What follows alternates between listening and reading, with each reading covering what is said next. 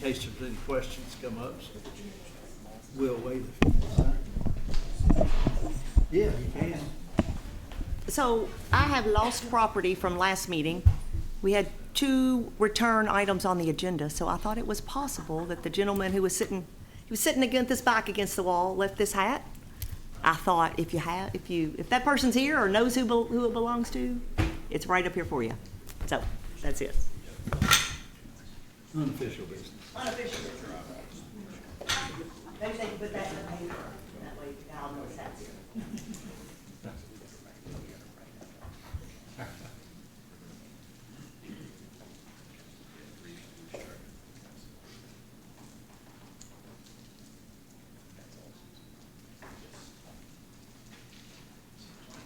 We appreciate Peter Wilson covering the planning and zoning and recording that in the paper. And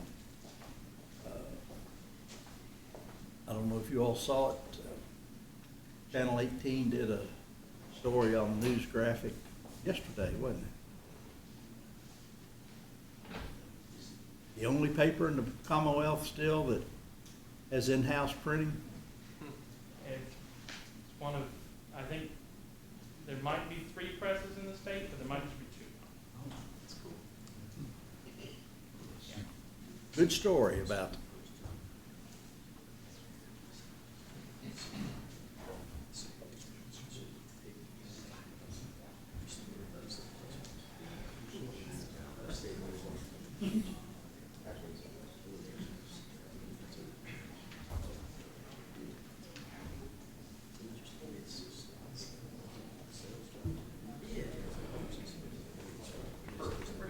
We're ready?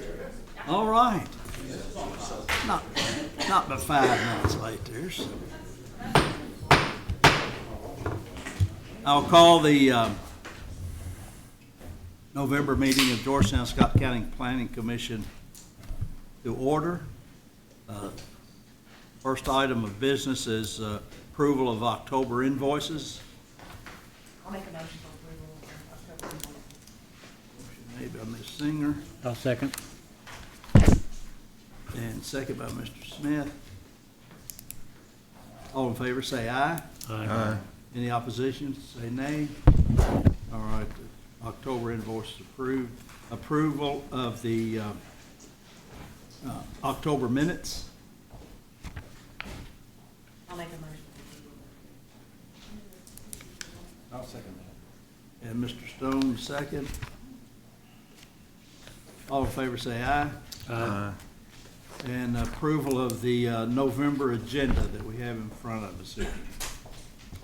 So moved. Second. Mr. Jesse. And Mr. Smith, second.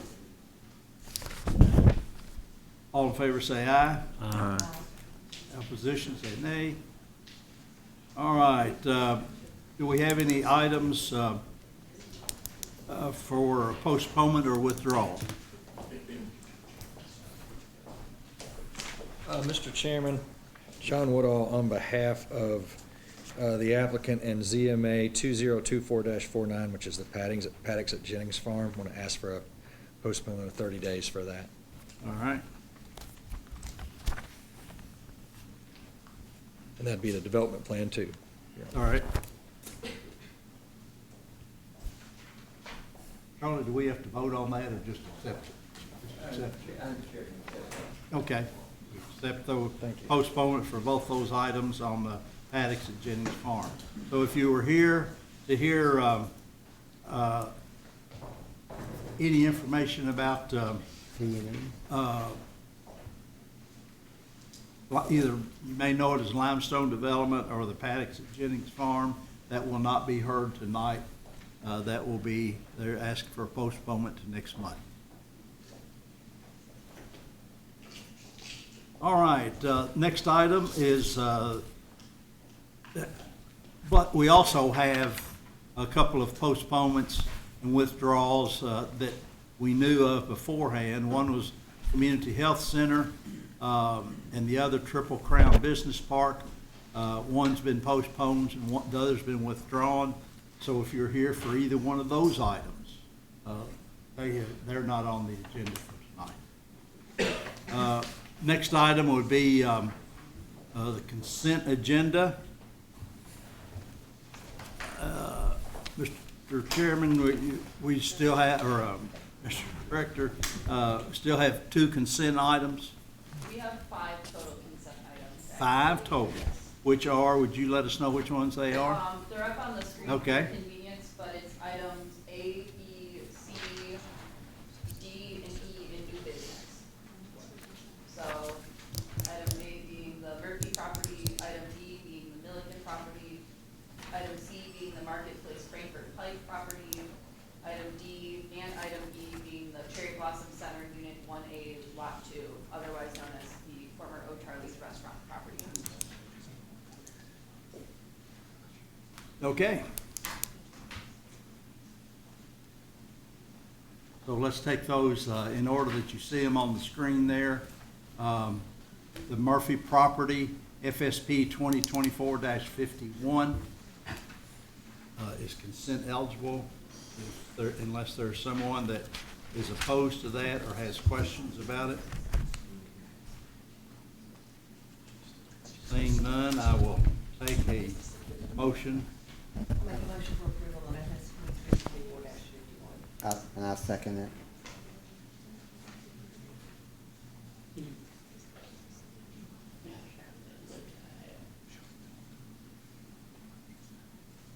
All right, I have a motion and a second. Ms. Singer, Yes. Ms. Canfield, Yes. Mr. Jesse, Yes. Mr. Vest, Yes. Mr. Stone, Yes. Mr. Garrett, Yes. Mr. Green, Mr. Smith, Yes. and the chair votes yes. Is there a representative here for the Murphy family? No, right. Next one is the Milliken property, FSP 2024-52.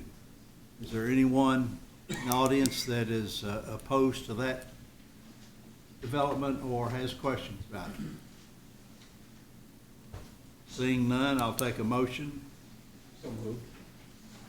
Mr. Stone, Second.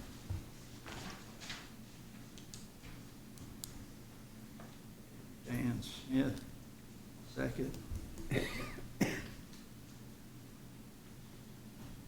Mr. Smith, Yes. Mr. Green, Yes.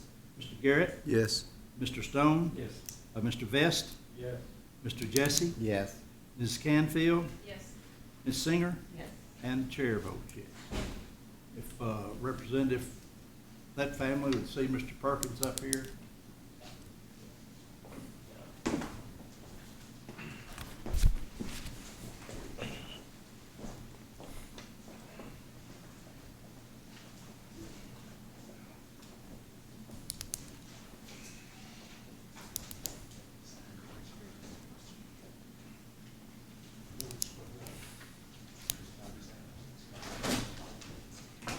The next item is PSP 2024-53. This is a preliminary subdivision plot to subdivide 50.5 acres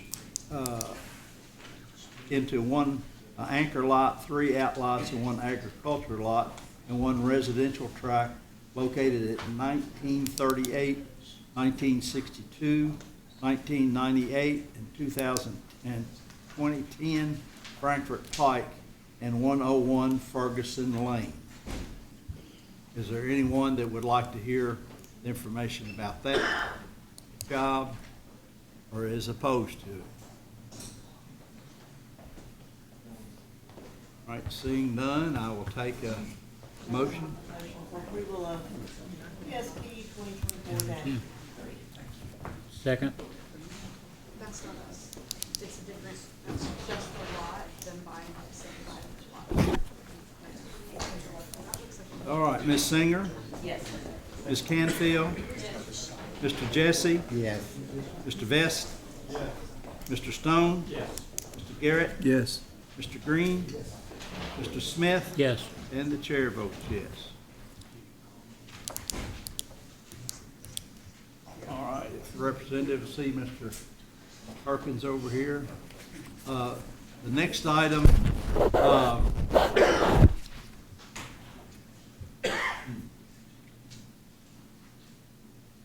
can these be grouped together, or do they need to be voted on separately? Separate for clarity. Okay, all right.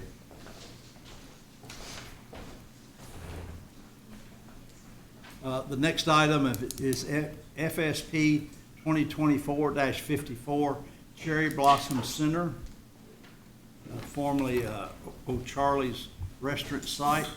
Final subdivision plat to subdivide 1.541 acre commercial plot into 2 lots measuring .792 acres and .749 acres located at 100 Osborne Way. So moved. Make a motion to do that.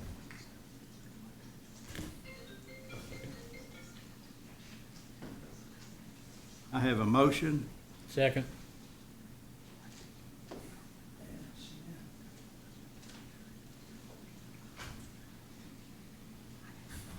Mr. Jesse, Yes.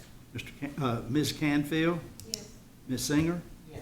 Mr. Vest, Mr. Stone, Yes. Mr. Garrett, Yes. Mr. Green, Smith, Yes. and the chair votes yes.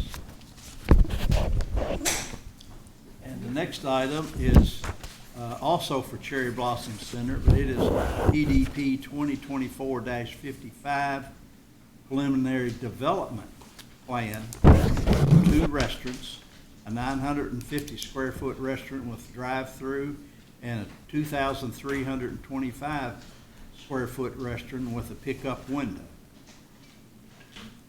Clarification question for people that may not realize it. So Yep. the first part of that is the 950 square foot is not going to be a sit-down restaurant, is that correct? That's correct.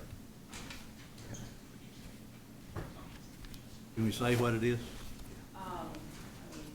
The applicant disclosed who's gonna be at the workshop meeting. For everyone's recollection, it was a Dutch Bros coffee shop and then a Chipotle with a pickup window. And the Dutch Bros would be the item that does not have an indoor seating and has the drive-through. Did everyone hear that? Coffee shop and a Chipotle's restaurant are the 2 items. Well, chicken on menu, no chicken exclusive. All right, I will take a motion. I'll make a motion for approval. I'll second it.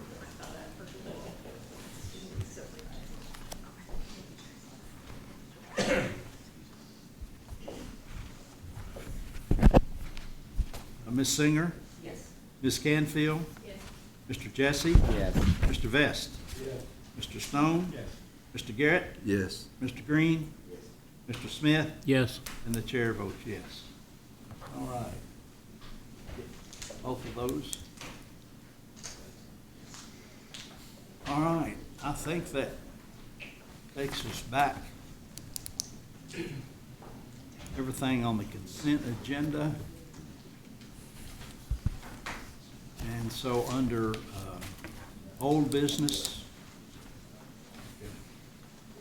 as soon as Charlie gets through, I'll go ahead and read, the next item on the agenda is PDP 2024-46, Marketplace at Frankfurt Pike. Excuse me. Preliminary development plan for a 56,585 square foot grocery store with attached liquor store and 7,000 square foot retail tenant building on 12.1 acre lot located at 1938, 1962, 1998, and 2010 Frankfurt Pike and 101 Ferguson Lane. Before we get any further, those of you that plan on speaking, would you stand up and raise your right hand, and Mr. Perkins will swear you in.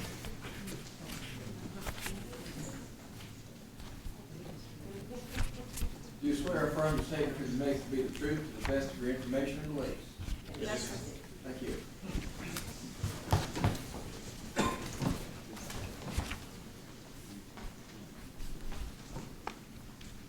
All right, we'll get started. This is an old business item. This is the Marketplace at Frankfurt Pike, a 56,585 square foot grocery store proposal with attached liquor store and a freestanding retail tenant. They're looking to develop a B2 and B5 zone parcel at the corner of Frankfurt Pike and McClellan Circle, across the street or just directly south of the Great Crossing School campus, where you see Elkhorn Crossing, Western, and Great Crossing High Schools. At this time, they are proposing the grocery store with their liquor store and then their retail tenant. They propose 343 parking spaces with private street access to McClellan Circle or Frankfurt Road. There are 2 waivers associated with this request that we would be reviewing at this point. This was an item that was under consideration at the last month's meeting. We had continued the discussion to engage conversation with KYTC. The applicant can speak more to the exact logistics and breakdown, but we sent out letters, we submitted requests, and I believe we did hear back from them. A lot of the stuff has already been entered into the record, so I will move a little bit more efficiently through our meat of the presentation to just get to the changes in the meat. But I do have everything else here from the previous presentation should we want to discuss specific items further. So this is the property here. This is our zoning.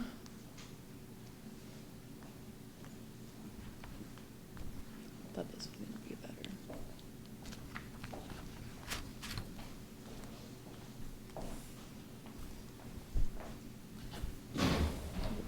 Ben or someone. Oh, there we go. This will work for me. This is the proposal right now. So the anchor lot with the grocery stores in the center with a private road that would connect Ferguson Lane to Frankfurt Pike, and then 2 access points that are unsignaled at the locations about midway between the existing intersections and the bounds of the property. Well,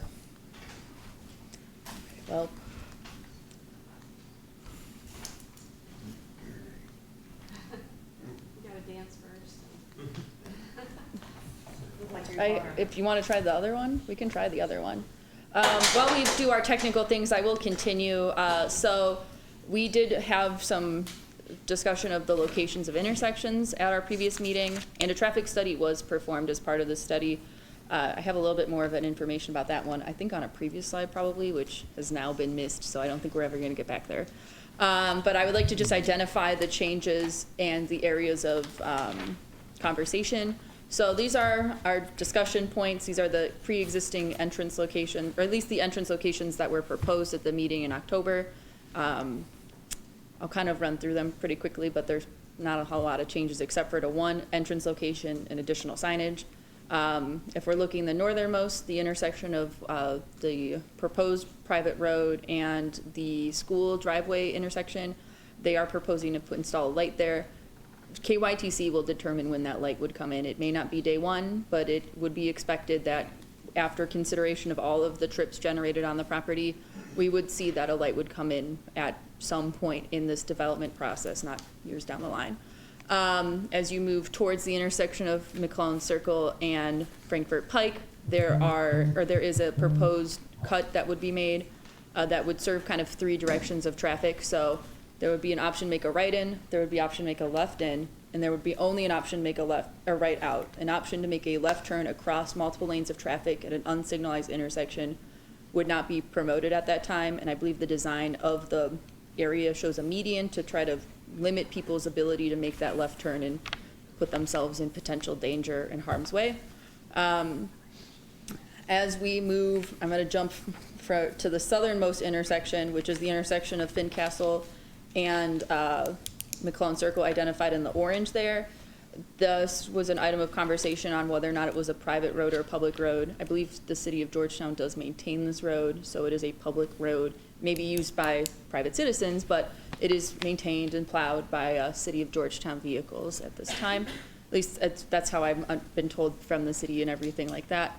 That intersection would have a right-in option, a left-in option, a right-out option, and it would have kind of through a little bit of a more unique approach in our cut, which would allow for people to make a right out get into a deceleration lane with a controlled U-turn option so that users who are wanting to go northbound towards the intersection of McClellan and Frankfurt Road could make a safer turn as opposed to crossing multiple lanes of traffic in one foul swoop. You kind of slow it down and break it up into its parts. So first you get on the main road, then you get over to the median area, your deceleration lane, then you look at the crossing traffic going northbound and you hop into the U-turn and pop out.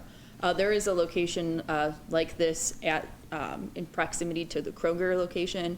While it is a little bit weird to get used to these, state's pretty big fan of them. They like to try to promote them as much as possible as a safer alternative as opposed to making a left turn cut into either the median and then waiting for traffic to come through or to pass by so you can get out, or just making a foul swoop, a left turn, and hoping for the best.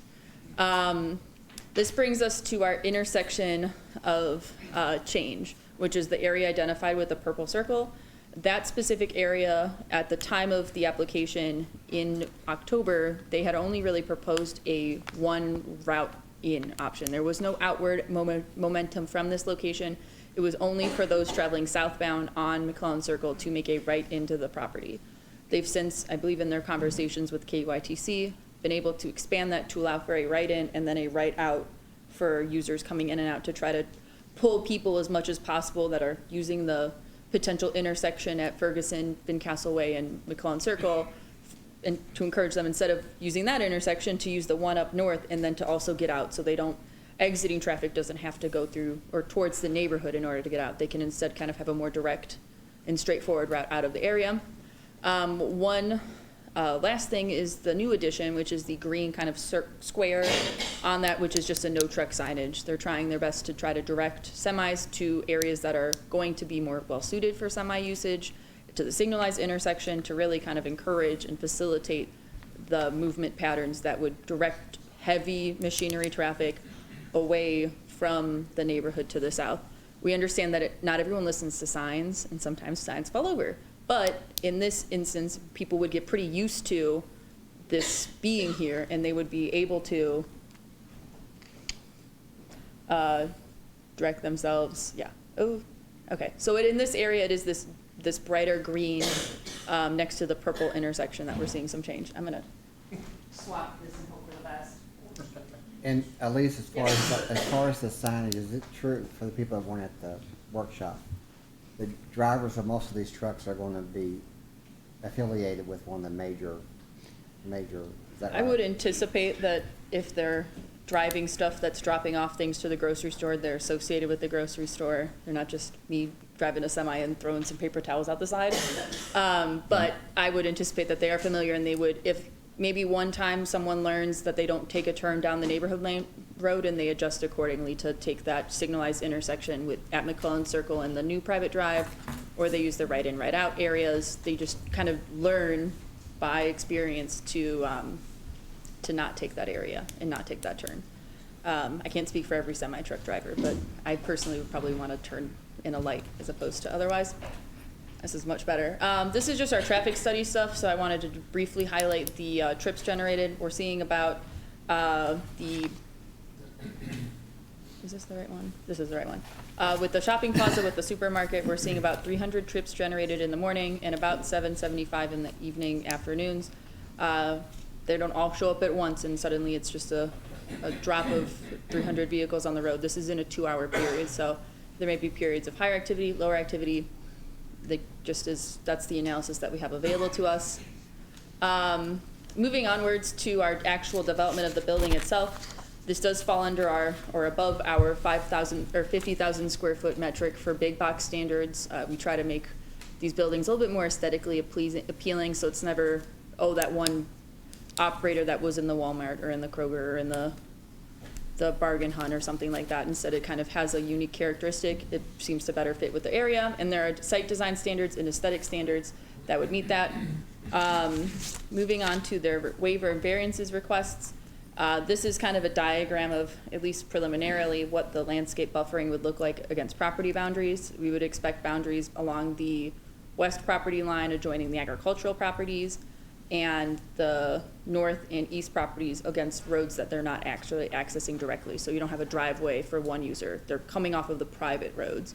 Landscaping is required in those areas, and they are requesting waivers to essentially push that portion of responsibility for maintaining those and putting those up to the users that would be developing it, to allow for them to kind of make their determinations. It's not a full outright waiving, it's just for, at this time, we understand that this is kind of phasing and they don't have the direct road frontage, so is it entirely their responsibility to screen something that may get torn out by a new user that comes in? I'm gonna find the sweet spot and then I'm just gonna have to hold my hand here. It was working great for a minute there. I feel hopeful. All right, can you go over there? I'll just pick a hand signal, do like finger guns. Oh, too far. Just hand me the remote up closer. Is it really gonna, I don't know. We'll see if that works. I'll prompt you there then. All right, please continue. Okay, so ultimately, in the end, staff does recommend approval of the preliminary development plan. The recommendation has not changed. Continuing to the next conditions of approval.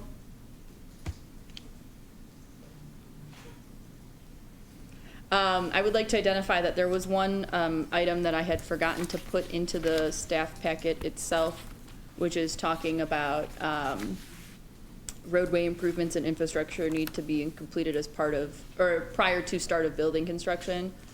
This was something we had mentioned at the meeting previously. I failed to include it in the staff packet, but I did include it in the conditions of approval. This would just be a timing thing to make sure that everything's kind of showing up at the same time and we don't have a building on a gravel road, just in the middle of town. Besides all of that though, that's really all I have.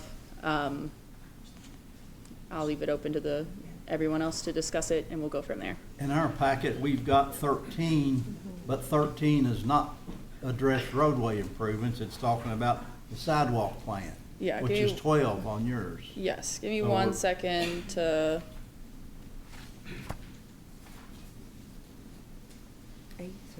traffic control devices. I believe that this is a combination of errors. So I thought I grabbed this as well. So both of them are correct. So the staff packet has 13 conditions. All 13 of those conditions would be applicable. The item of all roadway improvements would be condition number 14. And I will make sure to check the conditions of approval sheet should we move towards that direction to make sure that the language is correct. So I'm sorry. all 13 on the staff packet plus the additional 13 that's on the presentation talking about roadway improvements. And in the workshop, you mentioned additional condition regarding landscaping? So at that time, I kind of consider this one. Essentially, while we could condition it that way, it is my professional opinion that we keep it as just a waiver of that requirement, because when the other users come in, that waiver of that condition would not apply to them. So it's still something that we felt was a good thing to have, just as a reminder, and not try to finagle some language to try to fit into that kind of conversation, if that makes sense. So instead, keeping that condition there with the understanding that when the other users come in, like, that waiver is no longer applicable to, it would only, I'm losing my words on this one. Brad's nodding. So essentially keeping it as is, even though we did discuss that they would essentially, when they develop the other parcels, they would be putting in the landscaping then, but just making sure that this was still held on to make sure that for the record, it was still identified that something was granted. The new user can come in and say, I don't have to do that. Yes. Yeah, it solidifies it in a variance consideration, or a waiver consideration. Does that make a little bit of sense? Brad could probably explain it better than I could. What would the time period be on that, just in case they had a lot that just sit there for a long time and we didn't have any kind of buffer with that? Where they don't enjoy anything but the road, is that an issue, or do we see that as a problem?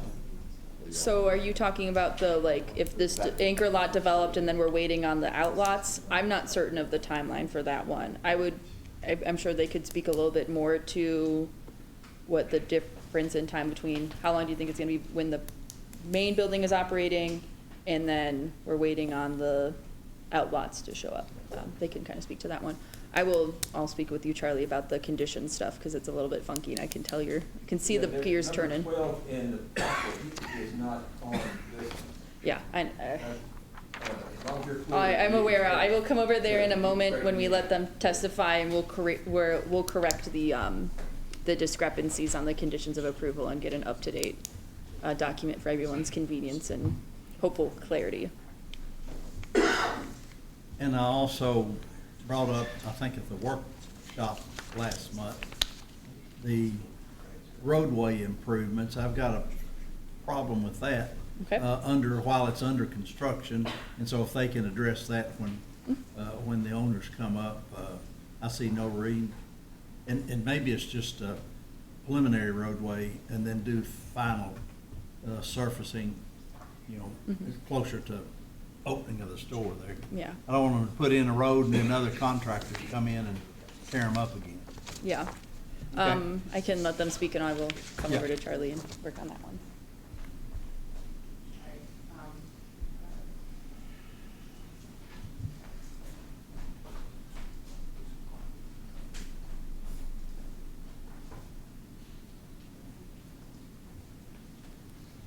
I'll leave this as the holding one. Okay. We can hear from, developers here. John Woodall on behalf of the applicant. Before we talk about that, let's just stick on the conditions since it's fresh. Where it says prior to the start of building construction, we should prior to issuance of certificate of occupancy. Then that way, everything's everything's got to be completed before you can actually get your CO. Gotcha. Building construction, that doesn't, it kind of puts us in a bit of a bind. Yeah, It's kind Okay. of hard ahead of your horse. yeah, exactly. Yeah, that works fine for me. Yeah, so because that's pretty much the end. Yeah. Right there. All right. Okay, so excellent presentation by staff as always. We agree with all the conditions other than what we just stated right there. And you all heard this last month and rightfully tabled it for 30 days to give us some time to work through the access issues that were brought up by the certain of the neighbors. Obviously, Hogan nor I, any of the representatives, we don't live here, but we want to be good neighbors to these folks and be mindful and respectful to what they're facing out there when this development comes into fruition. So right after the meeting, after y'all issued your resolution, I know they got to work very quickly with the Department of Transportation folks to try to see what they could do on that side of things, and that resulted in the right out, which was not on the plan before.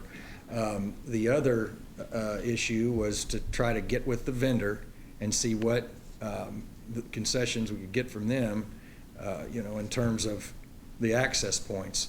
Now, they are adamant that they've got to have the access points that they have or that are shown on the plan, and they were fine with adding the right out, but agreed to educate their trucker, their truck deliveries to not use that Fincastle entrance, and to enforce that with the no truck traffic signs. We talked a little bit at the workshop, which is fantastic, by the way, that you all have that. We'll be able to talk through this issue, and especially on the Georgetown Commons, which we'll take up later. But we talked somewhat about a way to further reinforce the no truck traffic on that road. We talked about maybe a high bar, and we visited about that after the workshop as well, and really got to thinking that's probably not a great idea or the best thing to do for a couple of reasons. One is just the aesthetics of it. Two, there's no way to say this without telling a story on myself, but I'm sure that a lot of people in this area have Class A RV, fifth wheel, travel trailer, and the air conditioners aren't flush mounted and they sit up there. And if you come out of a barn or hit something, that's, you think you got enough clearance on the top, you don't have another 18 inches and off comes the air conditioner. So I just think that the more I thought about that, had one myself and so forth, and that was kind of a real concern. We think that the signage will more than handle this. We also had conversations with Lisa and Chris back here, and they'll talk. And I know, they've been very clear that they're not against the development. They'll tell you that.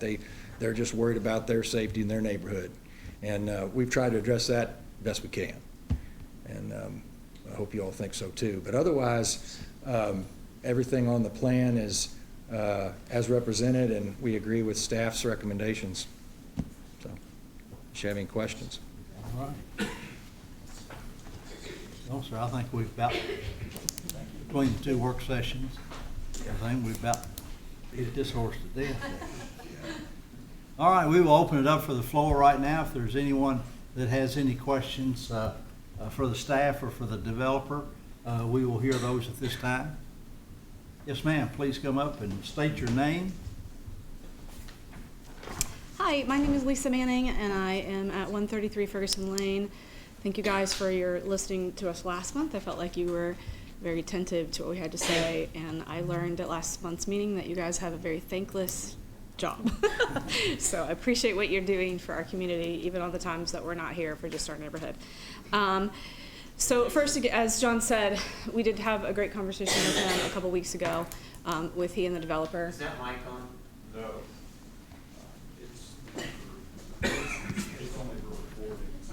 Okay, it's only for recording. Okay, I'll speak up.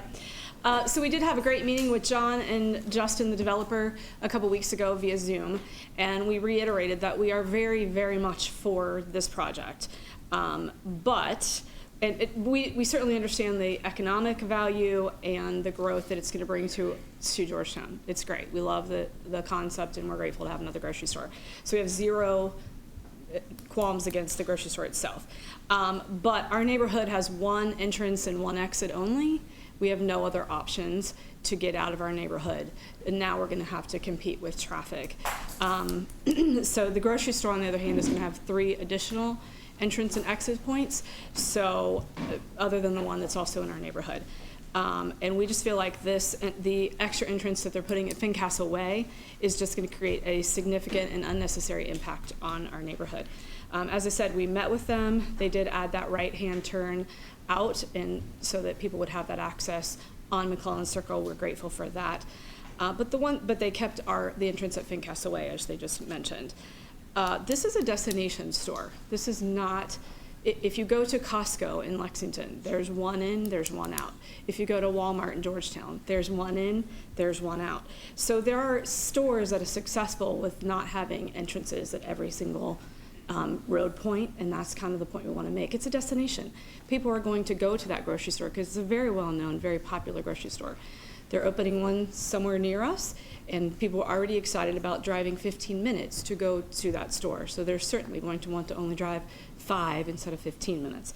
So I think it's going to be successful no matter where the entrance and exits are. So I don't know that it's necessary to have it at our front neighborhood. As he mentioned, the traffic concerns are definitely an issue. They did do a traffic study, but they did it on current traffic and not grocery store traffic. I think if any of you go to Kroger, you'll see that there's a significant amount of traffic. I was at this grocery store that's in question in another city recently and sat there on an afternoon at 12 o'clock, and I went to their least busy entrance and sat there for about 30 minutes. There was about 30 pieces of traffic in the middle of the afternoon. There were hundreds of cars in the parking lot. So I don't think it's going to be an insignificant amount of traffic. I think it's going to be pretty significant. And I'm not sure that I agree that the traffic study was enough to really signify what the amount of traffic that we're going to get. Also, this is a significant cost to the developer. It's going to be probably $750,000 to $1 million because of the landscape. He has not purchased that property yet, where he's talking about dividing. So it's not like he's going to lose anything in that sense if he doesn't purchase that, since he hasn't purchased that property. So respectfully, and Chris is going to talk to a little bit more of these points as far as from the planning perspective, because this is what he does for a living. But we just want to ask you to approve it, but with some conditions. And the conditions are that they don't go through our neighborhood. That's our first choice. But if they have to go through our neighborhood and there's just absolutely no way, and y'all are going to approve it, and we are kind of stuck with it no matter what, then we would like Fincastle Way to have an extra lane in, so that when people turn in, they have 3 options. Well, they'll have 2 options to turn in. They'll either have a immediate right-hand turn to go straight into the grocery store entrance, or they'll have a left-hand option to go into our neighborhood.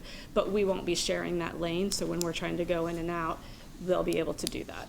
And then also, we would like some kind of a neighborhood barrier to mitigate the 2 neighbors who are at that intersection right there, to mitigate them from the noise and the privacy of our neighborhood. We just like to keep that as much as possible. And third, if we're going to have the sign there for traffic, I think the sign needs to be on McClellan Circle, not once they're already into the neighborhood. There's a sign there where the truck says no trucks, but like that needs to be before they turn and not there.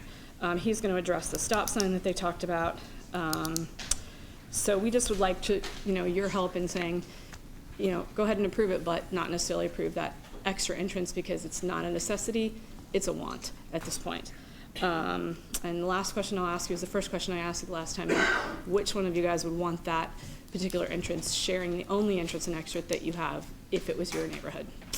And then I'm going to pass out some things that Chris is going to talk about, and it's basically the stuff. What? Oh, I forgot, and I have a letter I need to read. We had quite a few neighbors that had surgery and some other things this week, so I was getting texts all week from people who weren't able to attend. So Jerry Bergenhagen is one of our neighbors, and he sent me he dropped this letter off today because he's sick and unable to attend. My name is Jerry Bergenhagen, and I live at 145 Ferguson Lane in McClellan View. I see the right in and left out entrance that has been added to the development plan, and this is good. However, I still see the connection to Fincastle Way is in the plan. It is my opinion this is unnecessary. He's not here, so he didn't hear the truck conversation, as trucks can enter and leave via the right lane in and out entrance ease. I also am aware, be aware there is a downhill entrance at the right in, left out, and Fincastle entrances. Trucks could possibly use, and I had to get clarification because I didn't know what this was, their Jake brake before entering, which from what I understand is something that a truck has that slows them down without using the brake, but it does also very noisy. The Jake brake is very, very loud. The sound could wake up half of McClellan View, I'm just reading somebody else's, as deliveries could occur at 10:30, 11 o'clock at night. No other residential home division has a truck entrance like this in Georgetown. Also recall that Ball Homes has bought the farmland behind our subdivision. There's a stub street called Leola Way, which they can connect a street through exit for our subdivision. That farmland is enough to build 400 to 500 homes, plus possible apartment buildings. Assume that half the development decides to exit to Ferguson Lane, going to this new grocery store. That's a lot of traffic, and our safety at children's at stake. Remember, Fincastle Lane is only 20 yards long, and Ferguson is the only entrance and exit for which we have with our subdivision. I see no need for the road to connect to Fincastle Way. If I understand, this road could cost $750,000 to $1 million. It seems like this would be a considerable savings for the developer not to build. Thank you for hearing my opinion on this subject. I would very much appreciate your no vote on this current development. If our subdivision is required to sign off on this development, I assure you my vote is a no. And that's all I have, and then I'll pass these out. And Chris?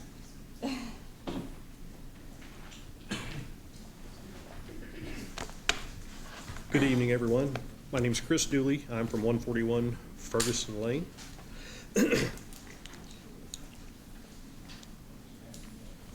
Lisa's passing out a couple of things that I want to reference to everybody. There are some comparisons of other developments in this area. So first off, I would really like to thank you for giving us the past month to review this in depth with the developer and with KYTC. And I'm going to probably reiterate some of the things that Lisa said, but I just would like to remind you that we are not opposed to the overall development, just the access point at Fincastle Way.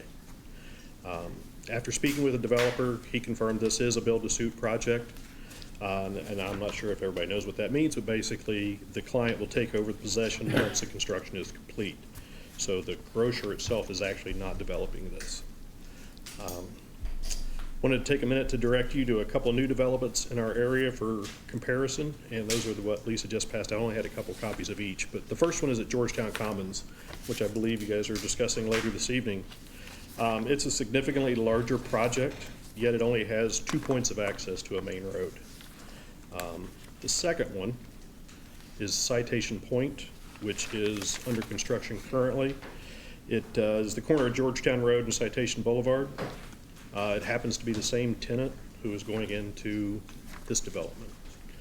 It's a similar sized grocery store. Actually, I think it may be a little bit smaller at Citation, but it has 11 outlots versus the 3 that are proposed here.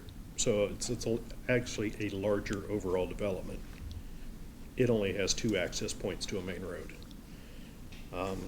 As it was said at the previous planning commission, and as Lisa said as well, this is a destination. The customers there are smart enough to know how to access it.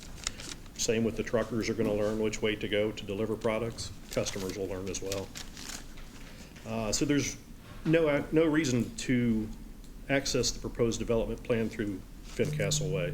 The left end from McClellan Circle is a nice to have, it's not a have to have, based on the client having other larger operations with 2 access points instead of 4. We were kind of disheartened when we saw what was submitted for this meeting first, because the developer added the right out onto McClellan Circle, which is great for them, but it still did include, did not address removing the access drive to Fincastle as we had discussed last meeting. And then there's a couple other things that with the new plan, which I don't know if you can actually see it on this, this slide here, but when they submitted this package, they added a stop sign on Fincastle for all the incoming traffic, which is a bad idea because it needs to be a constant movement. Because what's going to happen is if a stop sign is placed there, and like we said, I think it's actually 90 feet in length. Well, if you get 3 cars there stacked up waiting for the folks to come out of the proposed access drive, you've got nowhere to stop when you're trying to enter coming southbound from McClellan Circle in a 55-mile-an-hour zone. It's sketchy as it is. Sometimes you want to check your rearview mirror, make sure nobody's right behind you. So, we'd like to see, well, I'll get into that in a minute. But it is a safety issue because it's going to cause us to basically, not just us, but whoever's using that access point, to run into a stop sign that should be a continuous movement. So with that being said, our ask of the Planning Commission tonight is this. Either approve the project with a condition of approval eliminating the access point and access drive to Fincastle altogether, or if the proposed access drive has to stay, we'd like to have the developer revise the design to include an decel lane from the right out onto McClellan Circle to Fincastle Way. That doesn't dump the traffic straight into the 55-mile-an-hour zone. It gives people the opportunity to gain speed to get in, and it also aids in folks who are going to have to use the Fincastle access to not have 55-mile-an-hour traffic behind them. If you look at all the other access points around the bypass, as I call it, pretty much every other site has a turn lane or a decel lane, which our neighborhood does not. Simply a safety issue. So that's one thing we'd like to see. The other is, as Lisa mentioned, to widen Fincastle Way so that it contains a continuous right-hand turn onto the proposed access drive and a continuous left-hand turn that goes onto Ferguson. And then remove the stop sign. There's a stop sign, like I said, proposed at the end of Fincastle. Remove that altogether so it continues with traffic flow. And then we would want to put a stop sign on the proposed access drive coming southbound so that they have to stop before turning on to Fincastle. The other item, the last item I've got here is we did speak with the developer and they seemed receptive to providing some landscaping and berming if this does go through at the end of Ferguson Lane to block visibility from the houses at the end of the street to the new access drive.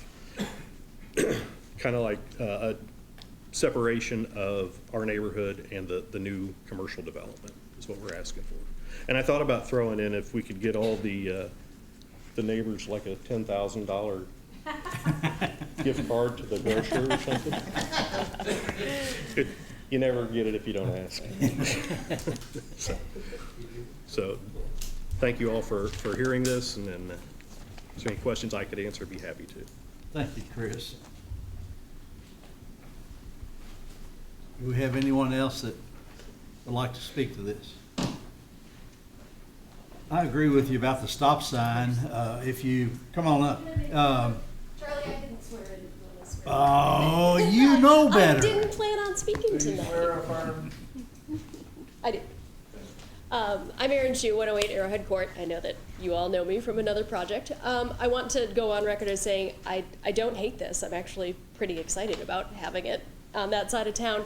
I do just want to point out one thing, of course, as being a neighbor to this part of town and having a kid at Western Elementary School. I'm right there every day. I just want to point out one piece from the comprehensive plan in the community forum section. It says that there's a desire for stronger design and building standards in high-use locations and community gateways. Through public survey and discussion with community leaders, there was high support to provide increased standards for downtown Georgetown, etc., as well as commercial and entryway corridors of the city of Georgetown. 57% support design standards or beautification along these corridors. These standards can include building preservation, design aesthetic, and materials for new construction and major remodeling, as well as increased landscaping and amendments to signage allowance to provide a more consistent and appealing character. It's arguable that this is a gateway to Georgetown. As you're coming in from 460, you're going past our, of course, beautiful Central Kentucky rolling fields. We've got our vet clinic, we've got our beautiful stadium, and then the next thing you're gonna see is the backside of a big box store. So I just would like to take into consideration if there are any allowances that can be made in terms of aesthetics of the overall piece so that it's not a jarring experience coming from our beautiful countryside, and then the very next thing you see is a loading dock. So that is my concern that I just like to present to this council as being a neighbor to the development. Thank you for your consideration. Excuse me, your name again, please? Erin Shue. Erin. Shue? Shoot. Yep, HSU. Thank you. Thank you.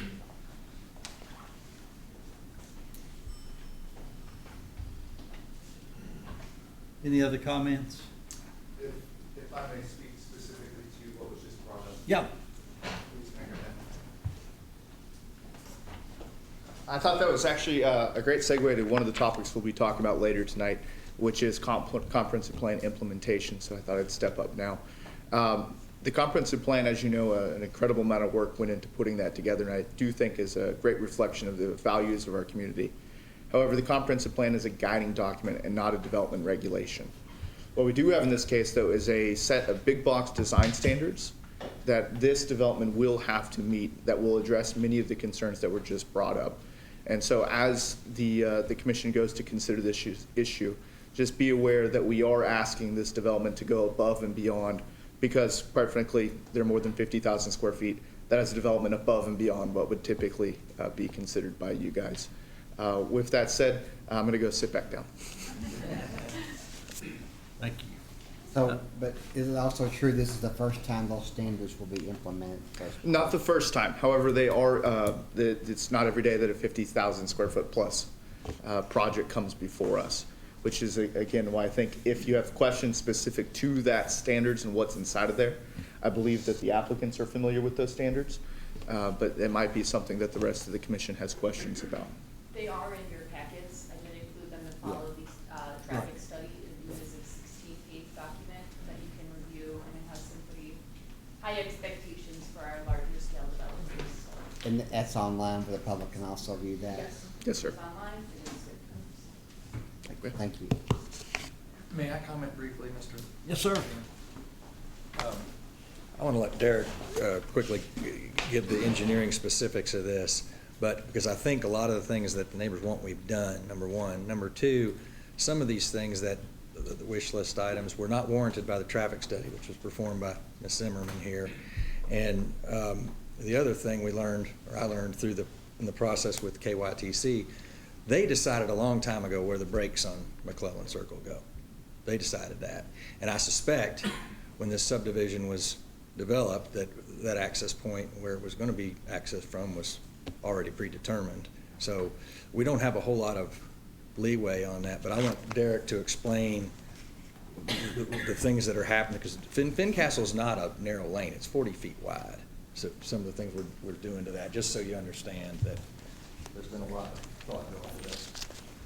Good evening, happy to be in front of you guys again. I've got some Jerry? packets here. Before you get started. Yes, sir. Let me ask one thing that Chris brought up that I found kind of, and you can address it later on, but just so that you know, is that stop sign.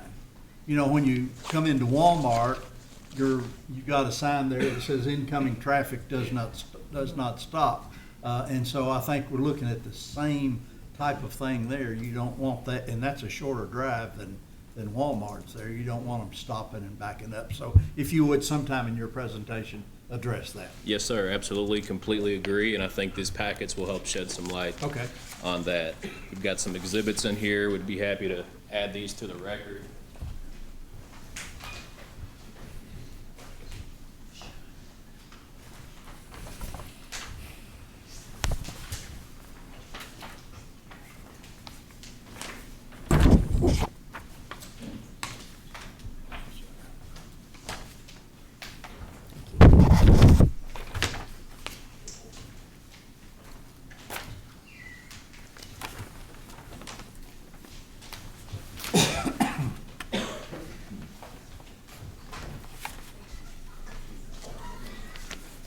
So just to start on page 1 of this, to address the most recent comment that was brought up regarding landscaping along the backside of that building, you'll see the dense double row of plantings along the backside of that proposed building. And so that should address some of those aesthetic issues. On the second page, and I'll give you guys a copy of this. It shows the existing conditions of Fincastle and our proposed conditions of Fincastle. And so, and this is a very, to be honest, the addition of the stop sign on the plan was a mistake. And so these exhibits and adding those to the record are to rectify that. And so right now Fincastle is 39 feet wide, edge of pavement to edge of pavement, and there's 3 lanes. There's a right out onto McClellan, there's a left out onto McClellan, and there's an incoming lane off of McClellan. Now that the left out is being eliminated, there will be a right out onto McClellan and then 2 incoming lanes. 1 lane specifically dedicated to the left turn action into the subdivision, and then another lane specifically dedicated to the right turn You can action. follow along and I can just share with Charlie. Yeah, this is a new information. Here. I'll just share with you if that's okay, and that way you all can follow along. Does anybody We're on else the need second one? page. Yeah, we have the same copy. And Okay, sorry. No, you're fine. We're on the second page, by the way. And then a lane dedicated to the right turn action into the proposed development so that you do not have that commingling of traffic. And that, I think that's a specific request that came from the neighbors there. And so those are those 2 items as far as the elimination of the stop sign and the restriping of Fincastle to reduce those conflicts. The third page is an exhibit representing the proposed plantings adjacent to that subdivision. That is something that the developer is willing to commit to at this point. And so those would be added as represented on this.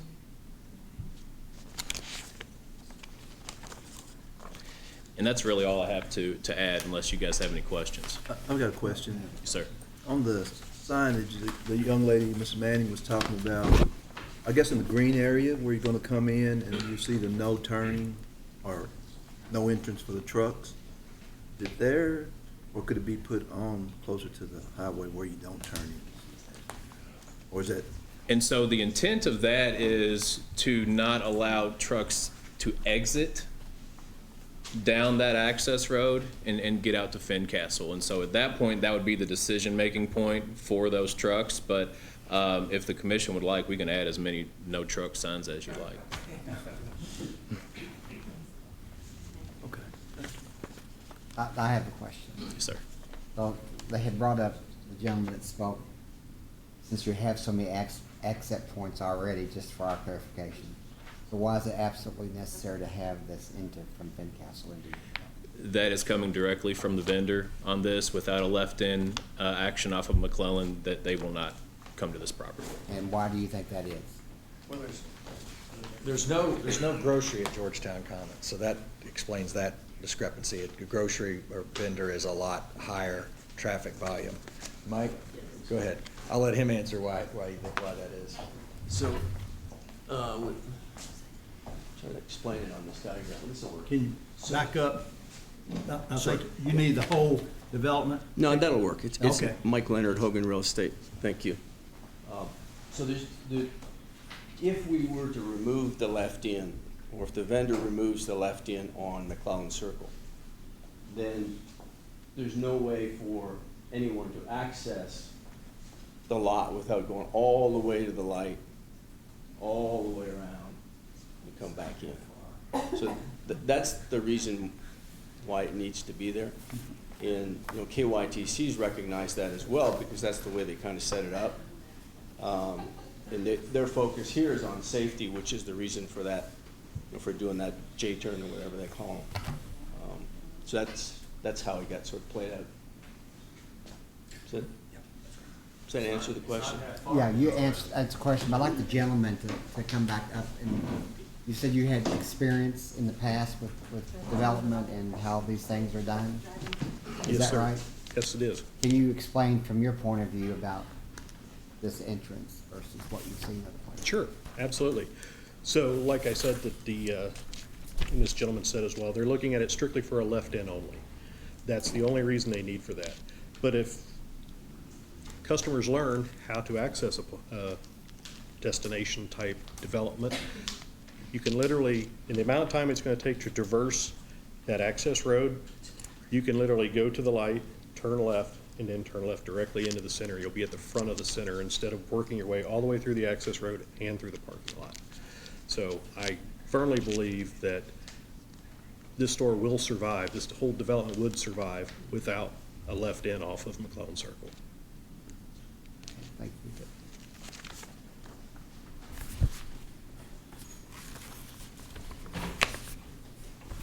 Any other questions?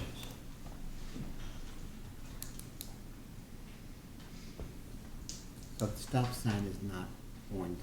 Right. Yeah. Do you all understand that the public stop sign's not going?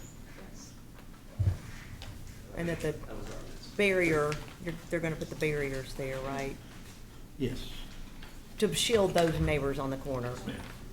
And that the no truck sign, you can have all the way up and down if that's what's necessary.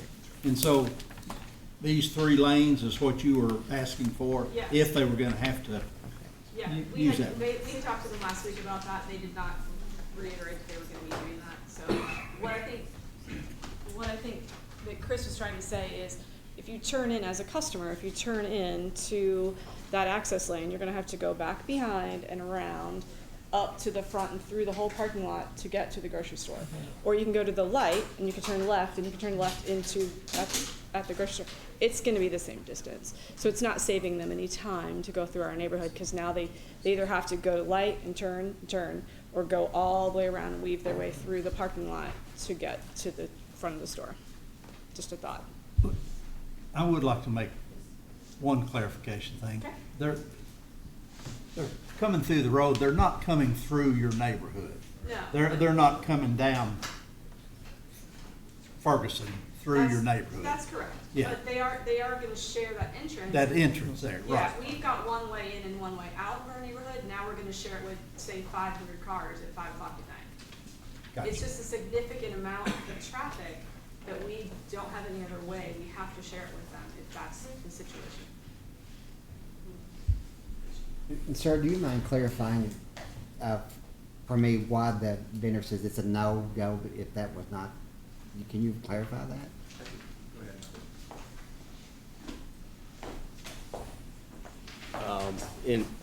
With all due respect to your experience, the vendor, you know, obviously operates across the country, and they need patron access from both roads, and without having the ability to make that left, it's just, it doesn't work for them. I mean, I don't know how else to clarify it, and in my mind, in our mind, it makes sense. Obviously, there's another path. I don't think it's necessarily always the shortest distance, but it's the person driving, how they're thinking when they get to that environment. So that's the, Is there anything else that you all can do to reinforce this whole thing about the trucks? Is there anything else? I think the truck thing's kind of been solved, right? We're not even as concerned about the trucks. I mean, we certainly Yeah, so don't want I the think trucks that's been sharing solved. the entranceway. I think it's just a matter of, it's a lot of traffic. This grocery store proposed is only, it's not a whole lot, it's only like 10,000 more square foot than Kroger, or less square foot than Kroger. So it's the same, basically 10,000 less square foot than Kroger. It's gonna be a lot of traffic. It is a popular grocery store. I've lived where this grocery store has been. It is not a minimal amount of traffic. It's going to create a lot of traffic for us trying to get in and out of our neighborhood.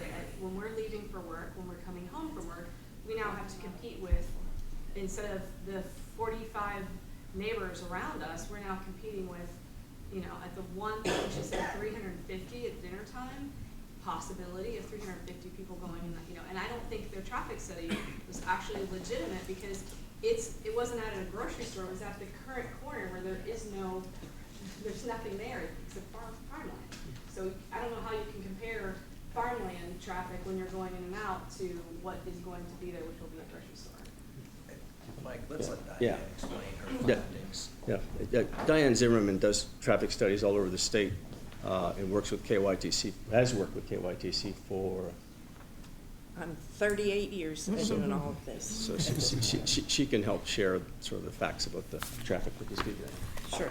So, good evening, Diane Zimmerman. I did prepare the traffic impact study, and I'm going to assume that this may be the first time the neighbors have seen any traffic study. But the traffic study starts with the actual counts. It is then layered up with how much extra traffic is going to occur from developments that are unknown at this point, but that are a reflection of the growth of this community. So that takes us to the no-build situation.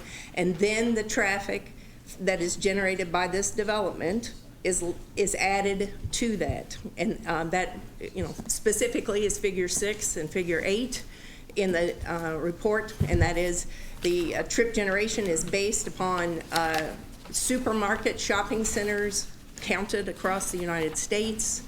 It is a shopping center with a grocery store as opposed to other developments that are shopping centers without grocery stores. And then the traffic is divided from the development out to the adjacent intersections. And I think it would be foolish to think that a certain percentage of the traffic at this store would not come from the southeast on McClellan Circle and want to access this site. And that to go northbound to the traffic signal to make a left turn and then to make a second left turn is adding significant travel time and travel distance. I mean, we have all generally been talking in the traffic world that we're trying to minimize vehicle miles of travel and vehicle hours of travel as we work to reduce air pollution, and so therefore we want to provide as many safe access points as can be accommodated. I don't want to, I can talk traffic all night long if you'd like, but most of the time I notice the Planning Commission starts glazing over. I'm happy to answer any specific questions that you might have, but I did want to clarify that. So your traffic study does include the additional traffic for this Yes, sir. grocery store? For 2 build years. The year that is anticipated, the entire development will be open, as well as 10 years into the future, because that's what the Transportation Cabinet requires in determining improvements. So it's not just today's traffic, it goes all the way to 2037, I believe. Okay, thank So you. can you read the times again from the morning times and the dinner times, like 7 to 9 a.m.? The counts were made for a 2-hour period from 7 to 9 a.m. and 4 to 6 p.m. The specific peak hours varied at the 4 intersections that were counted, but generally we're in the vicinity of the 7. They were impacted by the school traffic significantly. So let me see specifically on my working papers. The intersection, for instance, the intersection of McClellan and US 460, the AM peak hour was 7:45 to 8:45, And in the PM peak hour, it was 3:30 to 4:30 PM. So, So what were the numbers? what numbers? What were the numbers of what your traffic expected? 350 inbound trips, I believe, they had it on the slide. 372 inbound trips and 403 outbound trips is for 1 hour. In the morning? And then PM. PM, okay. Thank you. I spoke with Ms. Zimmerman this afternoon, and she told me one thing that I hadn't thought of. She said, all of Kroger's customers aren't gonna leave Kroger and go to this new store, so it's not like we're gonna have a mass exodus down here, probably will the first week, and then they're gonna, balance out, some, so, we're gonna, all the other groceries are still gonna have some folks going to them there. It's not like everybody's gonna leave and come down here. Different price point. Yeah, different It is, things. but 350 additional pieces of traffic in the morning and the evening when we're trying to go to work and come from work seems significant to me. But was I that agree. based on all the different entrances and exits, right? Not just one? I'm sorry, I was talking with my client. Those car counts, though, were not just with one exit and entrance, right? Correct. When these trip generation studies are done, they would count all the access points, and so the numbers on the screen are distributed between the different And would you- access points. Just so it's picked up on the recording, would you again say how many access and altogether? Is it 4 for this development? There are 4 for this development. thank One of them is not, or 2 of them are not full access points, they're partial access points. Thank you. And how does, I'm sorry, one more question. Relative to the KCTC requirements, how does that relate to that? I know you had said previously, maybe Mr. Woodall, you mentioned it. Well, or- the cabinet likes to maintain 1,200-foot spacing.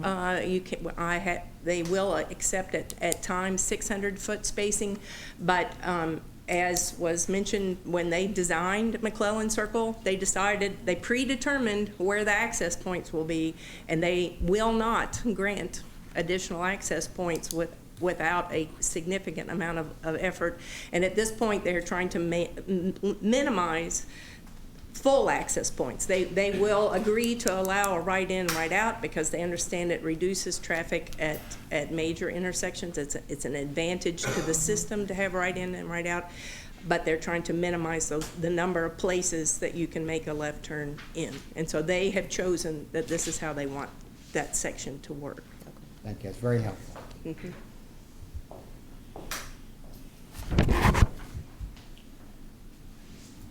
Are there any other questions from And this the commission? or- 11 by 17 will be entered into the record too to reflect changes versus what we have in our packet? Yes. Okay. But if you make sure I get a copy of it. Okay. There you go, Yes, done. ma'am, it will. If we do move forward with this, is it possible to put a no Jake brake sign out there on? Well, the trucks are gonna be out on Frankfurt. Yeah, that's where I meant, out there. I mean, they're not gonna be coming in No, but there by, if they're, but coming down McLaren, so is it possible to put a sign out there, a no Jake brake sign? I don't know.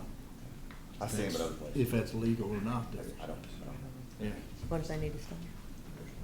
No Sorry, it's a no Jake break, keep on going. Is the stop thing Yeah, in this yeah, paperwork? It's yeah. taken care of? Yeah, it's It's already in taken the care record?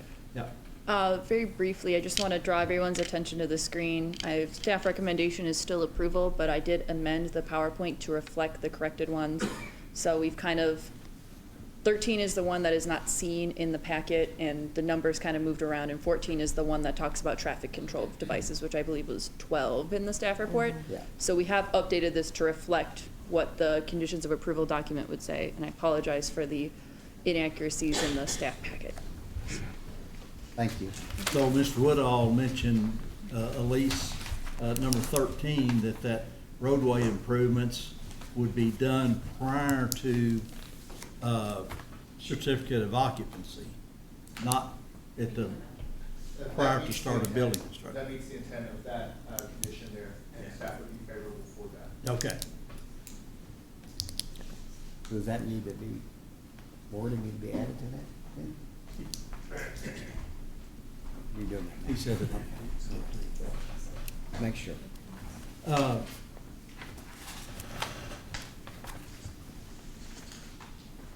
Chris, one thing that I would like to mention, you mentioned the development on Citation and Lexington Road only having 2 entrances, but those are on 2 different roads. And so if we took out the one on Fincastle and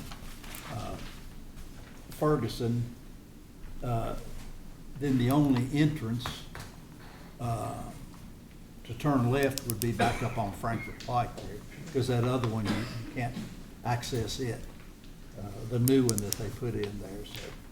And I would say Walmart too, just clarification, they actually have 2 entrances that you can get to Walmart, and actually now 3 outs, Yeah.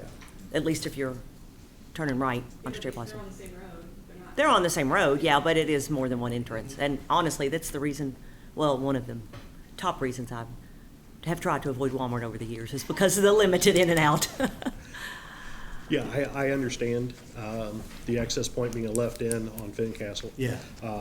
That's why I brought up Citation Development, because it's one full access and one partial access on 2 separate roads, which this development Marketplace would still have a partial access on McClellan Circle and then multiple accesses on Frankfurt. So it's still more access than larger developments in the area. Yeah. And I think that, sorry, I forgot the traffic lady's name already, but I agree with the traffic counts, based on what the information that we have, but she said it perfectly, that someone's coming northbound and wants to turn on Fincastle, they can. They don't have to turn on Fincastle. Can I ask a question? Yes. The exhibit though, I was just looking at it, and it does seem to address some of the requests that you did make. The new one does. The new exhibit. Yes. So how many of the alternatives does that answer for you? It's maybe the 3 lanes, correct? Yeah, it restripes the 3 lanes, which And the stop is good, sign. and the stop sign, and it shows landscaping as well. There's no decel lane that enters into Fincastle coming from the north that's being proposed right now.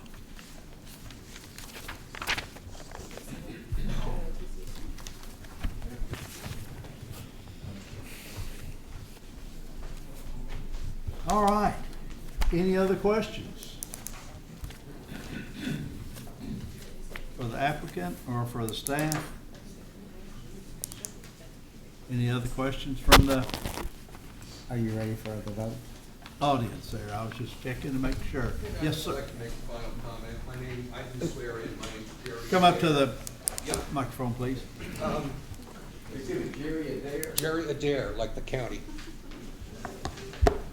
Yeah, I'm curious because I hear all these things about the plans that were made, about how many access and egress ways that were predicted, and I just hear some time ago.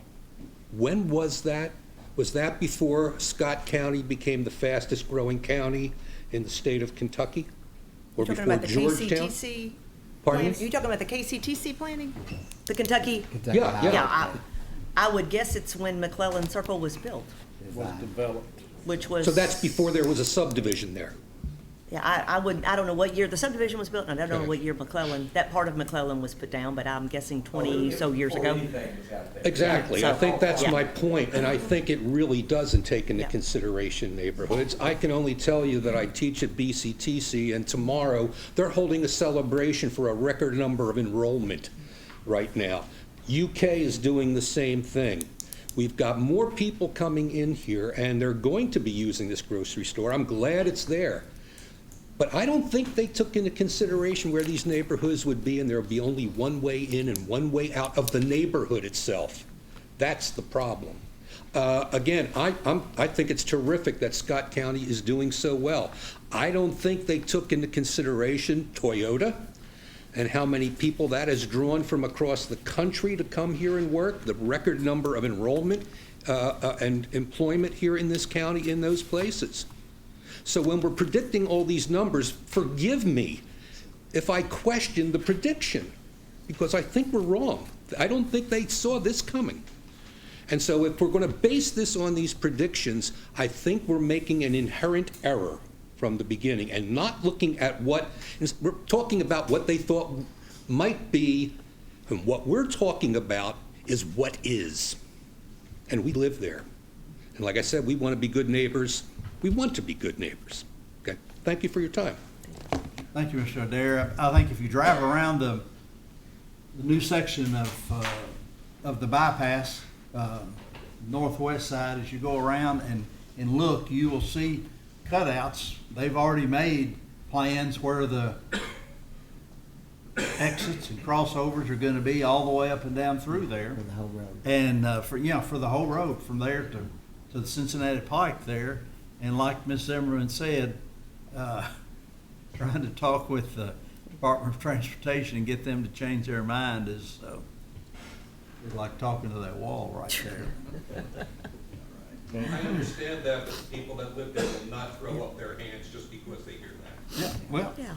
Oh, we don't have any, obviously, ability to change it, but Well, certainly again, I just think talk to your it's- representatives, it's talk not to a the folks there. necessity. It doesn't have to be there. So even though they approved it, Yeah. it doesn't, they still have other options for the entrances to their store. But- There's one entrance into Costco. It is a pain. I would agree with you 100%. It is a pain, but do I still go there? Yes, I do. Yep. Charlie, I'm ready to make a motion. Okay, I was getting ready to say, I'll take a motion. I would just like to say that we have spent a long time on this. Many meetings, things that, a lot of time, and we have listened to everybody, both sides. And there has been a lot of headway made in also helping the people that live in that subdivision. With all that being said, with what we had to work with as a commission, I'm making a motion to accept PDP-2024-46. With the changes. With the changes. all In the there changes. and as well as exhibits. That's correct. I'll second that. With no decel lane? Well, that would be addressed,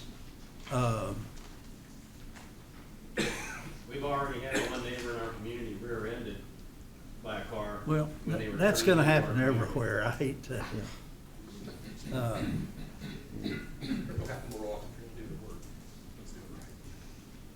That can be addressed, can it, Holden, as we go to, Moving from preliminary to final minor changes like that could be considered by staff. okay, good enough. And we've had other places where we've had to look at that as well. Yeah. so. But I'll on, make the second. yeah, it is. Dan? Yeah. All right, I have a motion by Mr. Jesse and a second by Mr. Smith. Mr. Smith? Yes. Mr. Green? Yes. Mr. Garrett? Yes. Mr. Stone? Yes. Mr. Vest? Yes. Mr. Jesse? Yes. Ms. Canfield? Yes. Ms. Singer? Yes. And the chair votes yes to approve. Thank all of you, and I would like to say that after our last meeting, I got the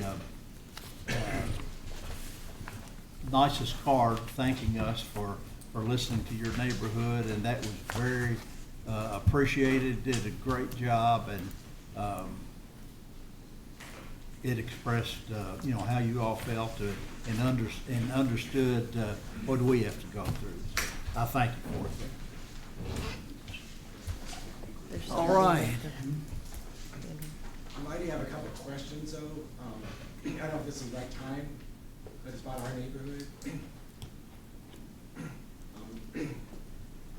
I live in Payne's Crossing in Georgetown, and since we... Come on up to the Okay. podium, please. My name is Don Herdlicka. I live at 1323 Seminole Trail in Georgetown. And after we built our house, we built 20 years ago in Payne's Crossing, well, they built the Kroger, the Aldi's, the two schools, and the traffic noise has become horrendous. All hours of the night, trucks, not using the brakes, making the brake noise we talked about.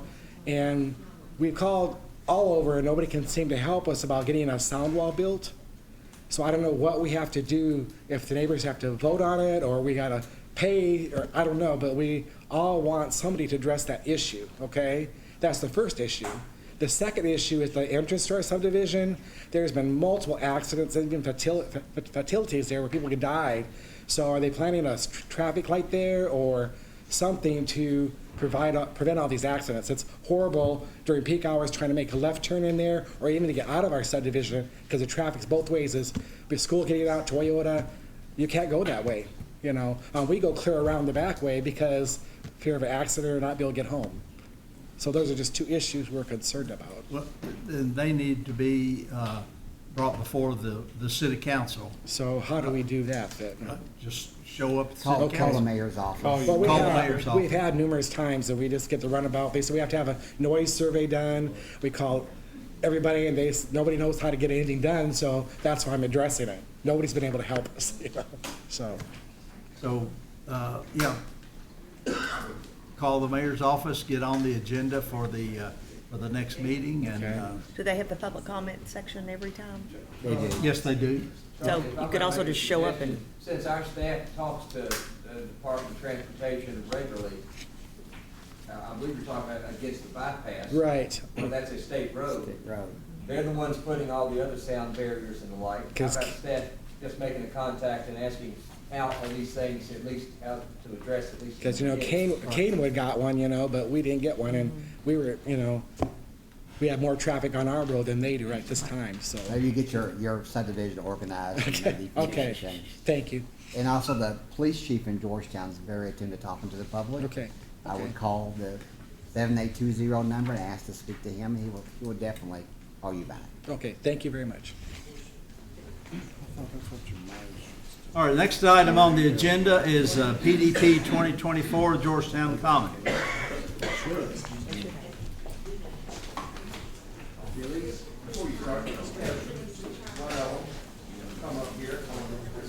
Oh, John, can you do your signature? Sure. Someone.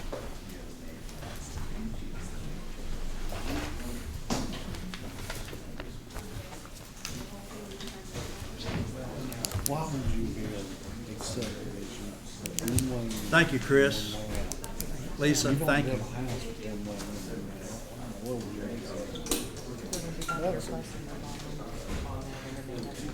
That's who built that. That's who built that one.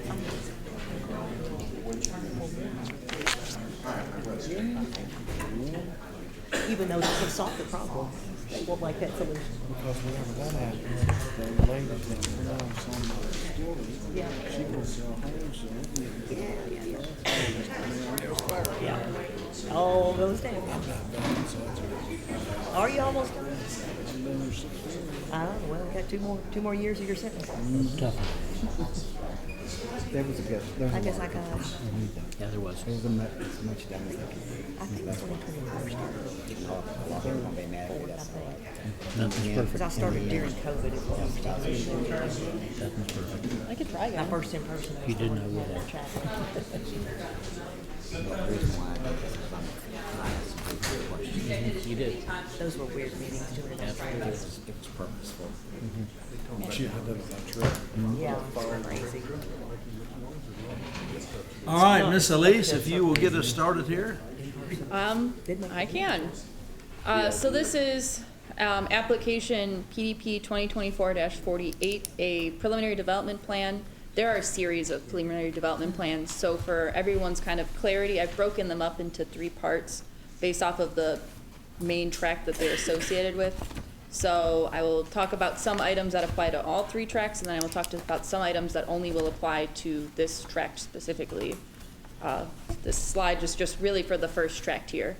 But anyway, this is a preliminary development plan for a 127,000 square foot large-scale retail space with a 36,000 square foot attached retail tenant on approximately 19.7 acres. It is proposed to be zoned RB5. This was approved by or recommended approval by the Planning Commission Board at the October meeting. With the signing of the minutes, we have a complete record, so we will be sending it over to the City Council, who will ultimately consider the recommendation from staff and the board and the record, and ultimately take action on what will happen with this zone change. This would be contingent upon, or the development of the parcels would obviously be contingent upon the zones being adopted by the City Council. And if they don't get rezoned, then this type of development would not occur in this location because the zones, or the activities proposed are not appropriate in the zones that the property is right now. We are looking at about 6,300,000 square feet of building area as part of this specific outlot area, with 589 parking spaces proposed, and new connections and internal roads, and that type of thing. There are two waivers variances associated with this property. One that is specific to this property itself, and the other which is kind of a larger site development variance, but it does relate to this property in question, so it is considered a specific waiver for, or variance for this parcel as well as the other three. So this is the property here. Locals may identify this as the Brimgardner property. It is a 90-some acre parcel located on the south side of McClellan Circle in between the railway bed and what is the neighborhood and some commercial activities and everything like that. If we were to continue to the left, we would be going towards Lexington Road. If we were continuing to the right and north, we would be approaching the Amerson development area.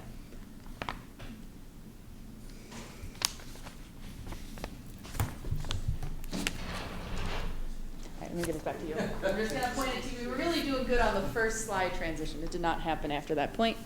Can you go back one, maybe? Okay, so go forward then. As part of the zoning map amendment, a traffic study was performed by Ms. Zimmerman, and this is the proposed or the expected trips generated on the property, considering all of the users and growth patterns and everything like that. If you guys are interested in more information about it, I did include it in your guys' packets to understand the trip distribution patterns, who's going where, how many is so-and-so generating versus another. You can, next one. And this is just our locations map there. Before I get into this specific site, I do kind of want to highlight the sign conversation, which is one of the variances requested. This was an item of conversation that the applicant and staff were really kind of trying to figure out what the best route forward would be, and they did ask for several variances associated with this. This is part of their master that they've sent us. It identifies the locations of signs and the approximate locations or types of signs that would be at each location. So the variances are really pertaining to some of the outlots due to grade changes, as well as these multi-tenant signs. So I've identified this one, and then the next slide, I believe, will have the next one.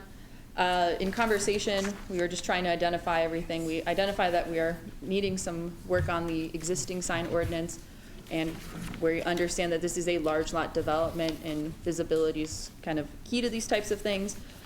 In conversation with them, we identified that the variances are kind of created an additional hardship on the applicant due to the restrictiveness of the signage. So we kind of came to a ultimate kind of collaborative decision to include some conditions about the signage that they could install. And this is just an exhibit of the signage they proposed at one location, and I believe this is the second location here. Yes. In addition, variances to allow for specific sign types, and for those of that sign type to have additional area and additional height were also requested. In this specific instance, this is one of their outlot locations, and it is, at least their preliminary grading, are showing a pretty notable drop in elevation where the road will sit a lot higher than the property itself, and so they've requested a variance to allow for additional height, additional area, and to use a specific sign type. Which we ultimately recommend in favor of granting.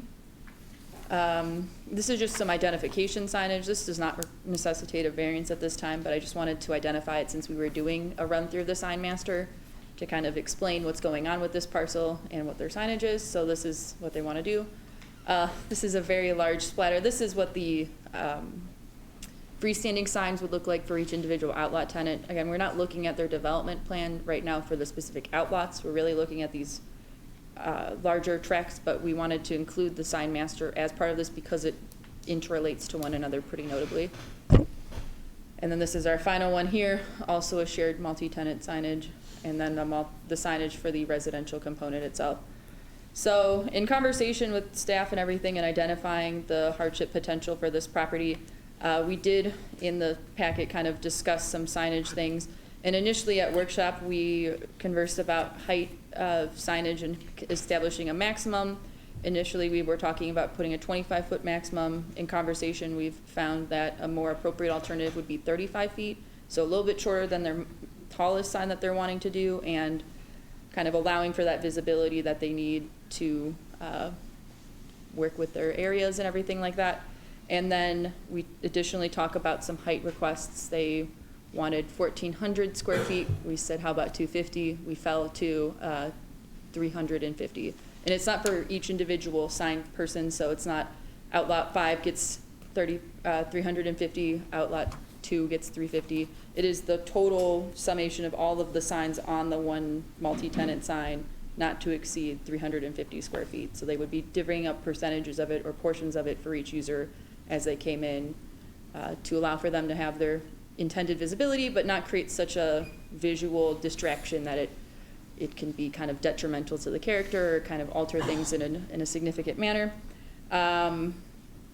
Besides that, there's just some additional ones, and a lot of these conditions that we've kind of I'm discussing very briefly right now are conditions of approval that I incorporated into each of the large lot development plan conditions of approval. So they will not be reflected in the staff report themselves, but it is reflected on the conditions of approval documents as well as the presentation. I just wanted to kind of quickly run through this guy so you guys would understand that one.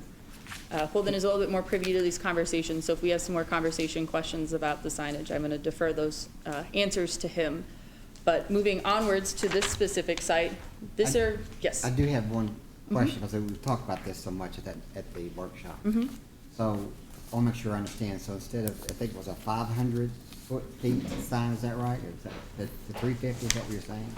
I'm going to defer my time to Holden to answer that. And then no, because there's been a problem at another development about digital signs. So this is not for no digital signs. So nothing that was submitted in the signage master plan would indicate that they would be digital signs. Okay, all right. So again, I think Elise did a great job of kind of setting this up, and I'll take it home now. Yeah. So the applicant and their master signage plan expressed the need to have multiple multi-tenant signs within their development.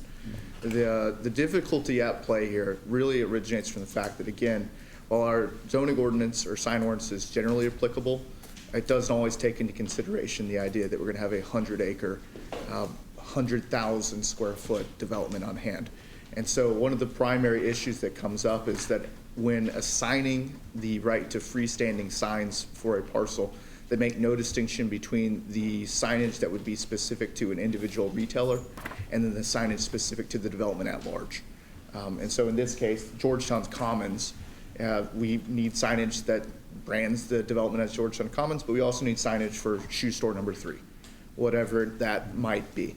And so with the original proposal, there was one freestanding sign that was going to be up to 40 feet tall and 400 square feet of signage per side.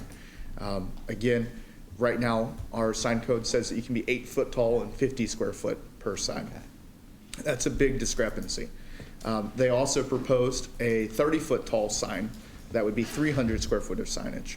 Essentially, to come to what is a very important phrase in this, a reasonable accommodation from our sign ordinance. Staff has agreed with the applicant, I think the applicant agrees, that we don't want any signs taller than 35 square feet and 35 feet tall or 350 square foot for each sign face. And then as they see fit to divvy that up to their individual retailers, obviously we trust in their wisdom to do that. The only other thing that I think was kind of, brought up again was the topography of the site. Staff totally agrees that if you put your sign down in a hole, no one's going to see it going over the interstate. So elevating signage like that, again, in the planner world, pole signs aren't always the best option, but if that's the most effective way that they can get their signage to be seen by the traveling public, then that's what we need to accommodate for. I think that answers your questions. Are there any others specific to signage on this that I can help? They may be able to answer it better, but what is the smallest size? What is the square footage? on the smallest? So in their signage master plan right now, they reflect that their individual outlots, which would be basically single tenant signage, meets our sign code, 8 foot tall, 50 square foot. And so again, the variances that they're requesting are specific either to the branding signage, the marquee, welcome Georgetown Common stuff, or their multi-tenant signage. What is not included in their master plan is signage, which would be wall signage or facade signage for the individual retailers. We anticipate that as you know, tenants come in, we expect them to meet our signage code. So those will be associated with the size of their facade face. But right now, again, their individual outlots do meet our sign ordinance, and they're not requesting a variance, and we appreciate that from the applicant. That cover it? Okay. All right. If signage is in a good spot, I'll yield it back to Elise to have it cover the rest of the development. Thank you. So continuing onwards, or back to kind of these individual site-by-site analyses, I've included this page here, which kind of identifies the rough areas of where we are talking about development. The first of which being highlighted in that green color, which is the Tract 1. So this is the larger concept plan for the development, for the site development, and again, I've identified this in green. And then this is the individual site itself. We'll kind of hang out on this lawn for a little bit here.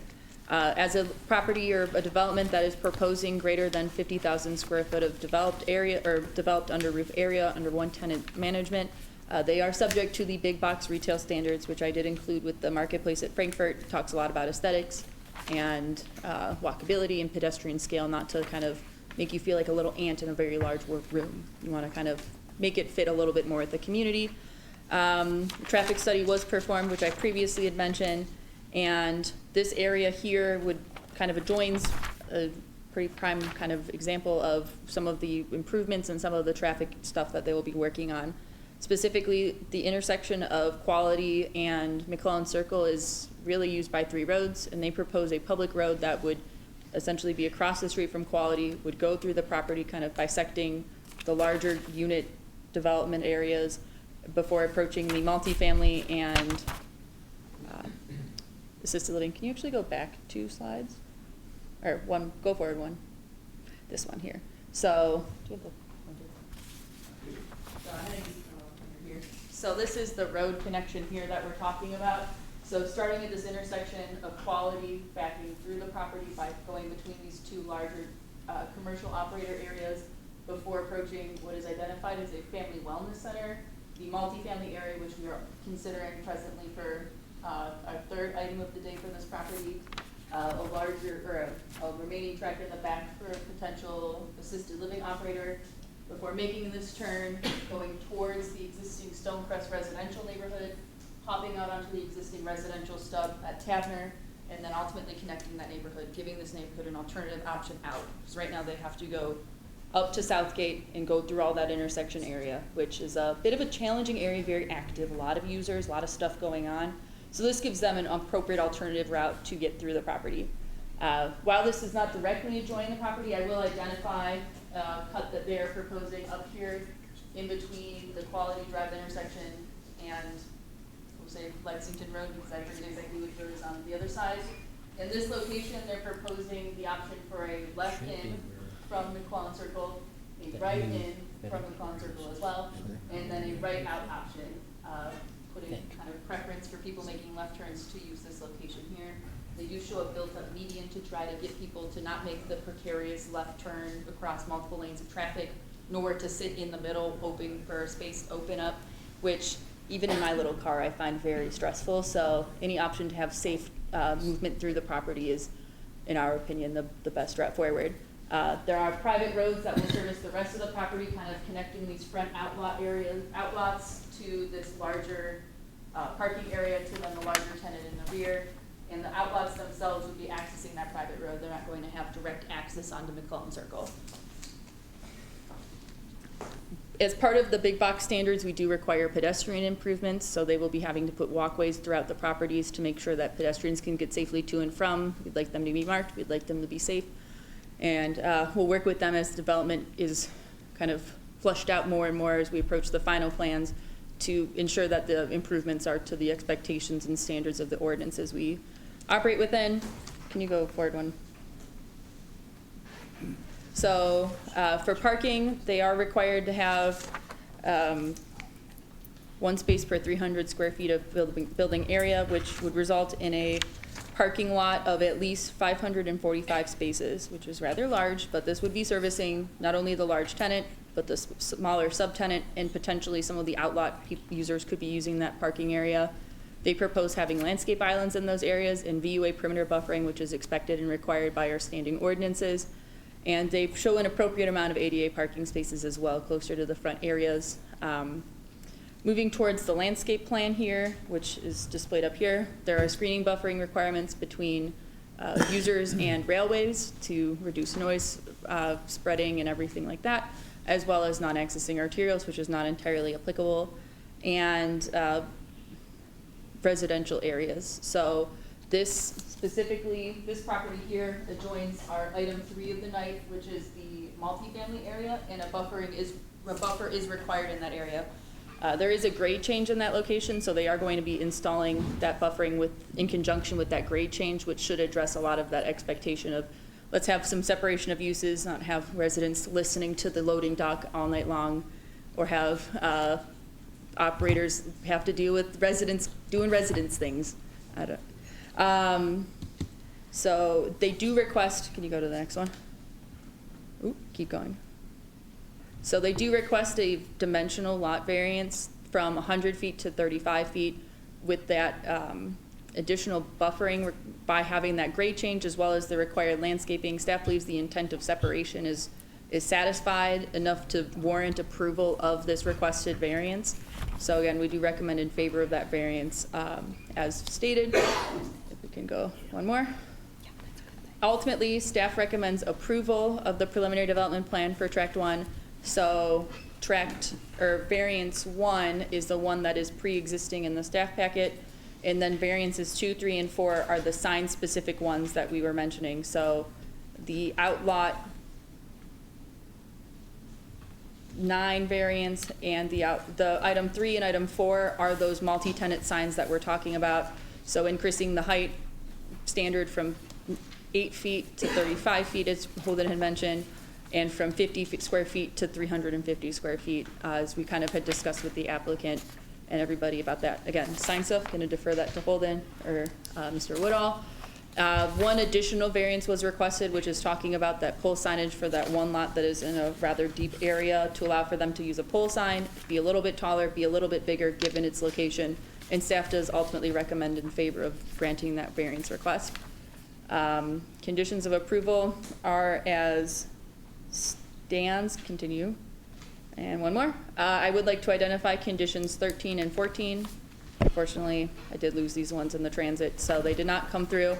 I will have to amend, or I would recommend adding condition 13 and 14 with an amendment to 13 saying instead of start of building construction to issuance of certificate of occupancy to reflect the request and the term of the marketplace at Frankfurt, and then the conditions of any conditions of the Royal Spring Aquifer Committee. This is within our aquifer area, and we want to protect that as much as possible. It is our drinking water for a large area of Georgetown, as well as Lexington and Fayette County. And so they did meet with the Aquifer Committee to receive their kind of approval, or at least not approval. And so we just would say, follow those conditions as well. And so that we'd like to specifically call out as condition 14. Besides that, there are no further ones. If you guys have questions, I will answer them. On condition 14, though, when they do actually get what's required them to do that, will that become part of all your paperwork as well? Yes, I believe we'll get the record from the Aquifer Wellhead Committee, and then we'll have that as part of our stuff that they are held to going forward. Thank you. Mm-hmm. Any questions for Elise from staff? I mean, I got a question. You look questionable. You will learn. Any questions from, well, let's hear from the developer first. And then, saw this before.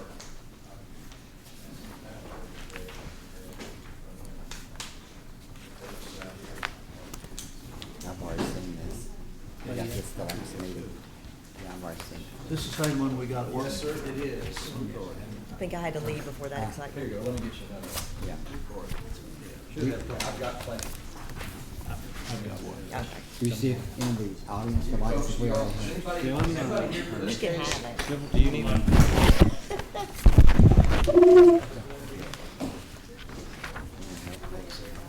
Are y'all here for this case? Well, thank you all, and I'll try to keep it short. The only, on the conditions, we're, once again, agreeable to those, except for, I think 13 had the same building construction language. You just want to read certificate of occupancy. And for those of you that weren't at the work session Tuesday night, and even that were, probably wondering what happened. This was a lot more complicated then. We had a long discussion about density and you know, the setback on in the height variance and all that stuff. Well, that's gone away. To my mind, the process worked exactly like it's supposed to after we really kind of talked that out, and we left that meeting, and over the next 24 hours, Mr. Leonard and Mr. Phelps and Derek really got with it with the vendors to try to figure out how we could make this not so doggone complicated, so we don't have an issue and having Charlie have to draft a separate agreement and all that stuff. So really what we did was between lots 3 and 5, 3 being the multifamily, track 3 and track 5, 5 being where the assisted living was slated to be, we just shifted the lot line to make lot 3 a little larger, and that then took us from a density of 17 plus to down to compliant to 16. And what it also did was allow Derek, then giving him that extra space. Staff had asked us to try to do this before, and we couldn't with the space there. But now that he had that extra space, he could, what you got there in your packet, it's the same layout, but it's just repositioned a little bit so that setback can be met. And then once the setback's met, we don't need a variance for the extra height. So both of those problems went away. And on the signage, as Mike Leonard said, when we were talking about this at the workshop, the 2 multi-tenant signs are really the thing. It's kind of mission critical because of the number of vendors in this center to have the number of signs. The question was, why do you need so many faces on the sign? Well, it's just the number of vendors.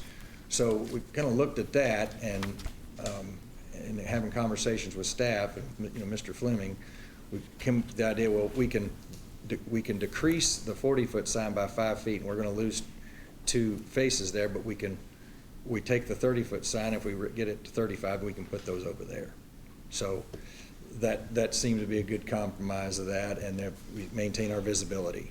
So that really took away the most controversial part of the sign issue. So really, the goal was to give you all a good, clean plan without a whole lot of request on it, and I think that's what you got right there. And so, as far as I said, as far as the conditions are concerned, we're amenable to all of them. With the one change we mentioned about the certificate. Mike, Derek, anything? About it. All right, thank you much. All right. Mr. Woodall, any questions or comments from the public?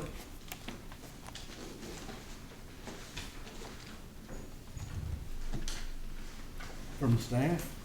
I'm looking right at you. I didn't, and it's because David scoots back. I do have a question. He's smart. I do have a question. Yes, sir. So I know we talked about the grade being the separation, going from 100 feet to 35 from the big box to the back of those apartment buildings. What exactly, is it a downgrade, upgrade? What are they looking for? Would it be trees? Just to separate those two? The apartments are higher? Okay, that's what I'm. All right. Thank you. Any other questions?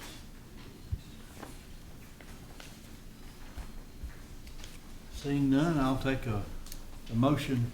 I'll make a motion for approval of PDP 2024-48 with the addition of the 2 conditions of approval, with the one being changed as it reflects in the online, the screen staff report prior to the certificate of occupancy. I'll second that.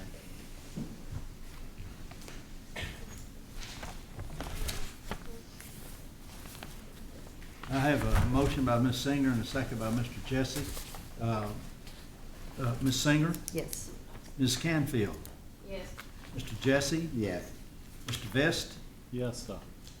Mr. Stone? Yes. Mr. Garrett? Yes. Mr. Green? Yes. Mr. Smith? Yes. And the chair votes yes. All right. Mr. Woodall, I want to congratulate you. I've been on the commission for 5 years, and we've never had a staff packet that's 200 pages, and I think that's you're doing because of all your development, so good job. Can we have one more? Yes. Because it has that, If you want. since it has that I change. just don't trust that. Since it has that He change. bills by the page. I want that. Yeah. We haven't had an attorney who brings a banker's box to the planning commission. Yeah, what's up? Old age and treachery always comes.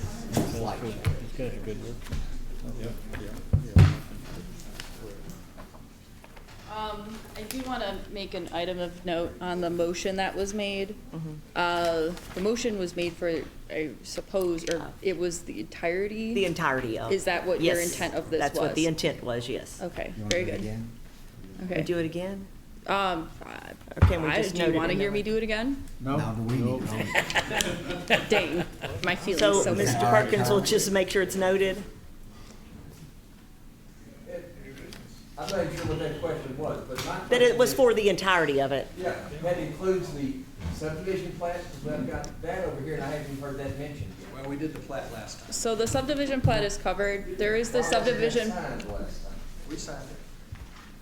'Cause I was given- if we signed it last time, then I'll gladly toss it. I mean, I'll look Otherwise, at, the only change. I'll to- look at, we'll check. The only change to them was to say certificate of occupancy rather than Yes. prior. Yes. That's correct. Yes. And that's done.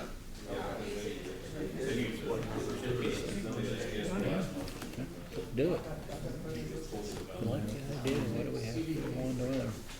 Now we have to talk about pot. You like the idea, why do we have to go on to the other? Jump in. Know a lot about it. Yeah, I've got the No, plat. cardome and then pot. How long do you think the cardome? I'm just wondering, do we need to put the pictures on? What do you think this one is? Okay, you think the candidates should be? Yeah.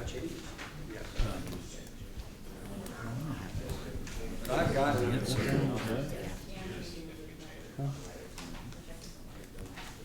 Maybe it's, okay. No, if I need to get up, I will still know that.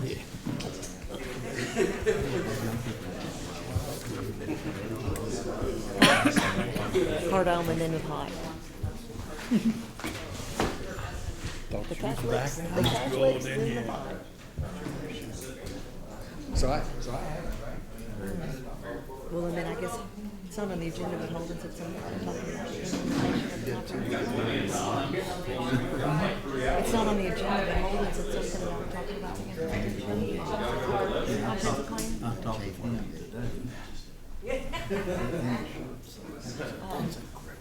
awesome. Thanks for thinking.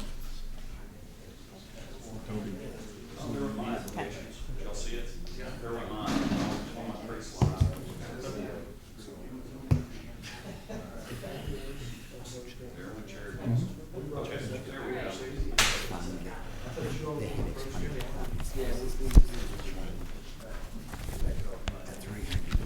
All right, are you good, Elise? We're all up to, at least the PowerPoint's up to where it should be. Okay, next item on the agenda is PDP 2024-57, Cardome New Parish Life Center in Chapel. Yes, that is correct. So with that, we'll move to new business. We'll give them a second to depart.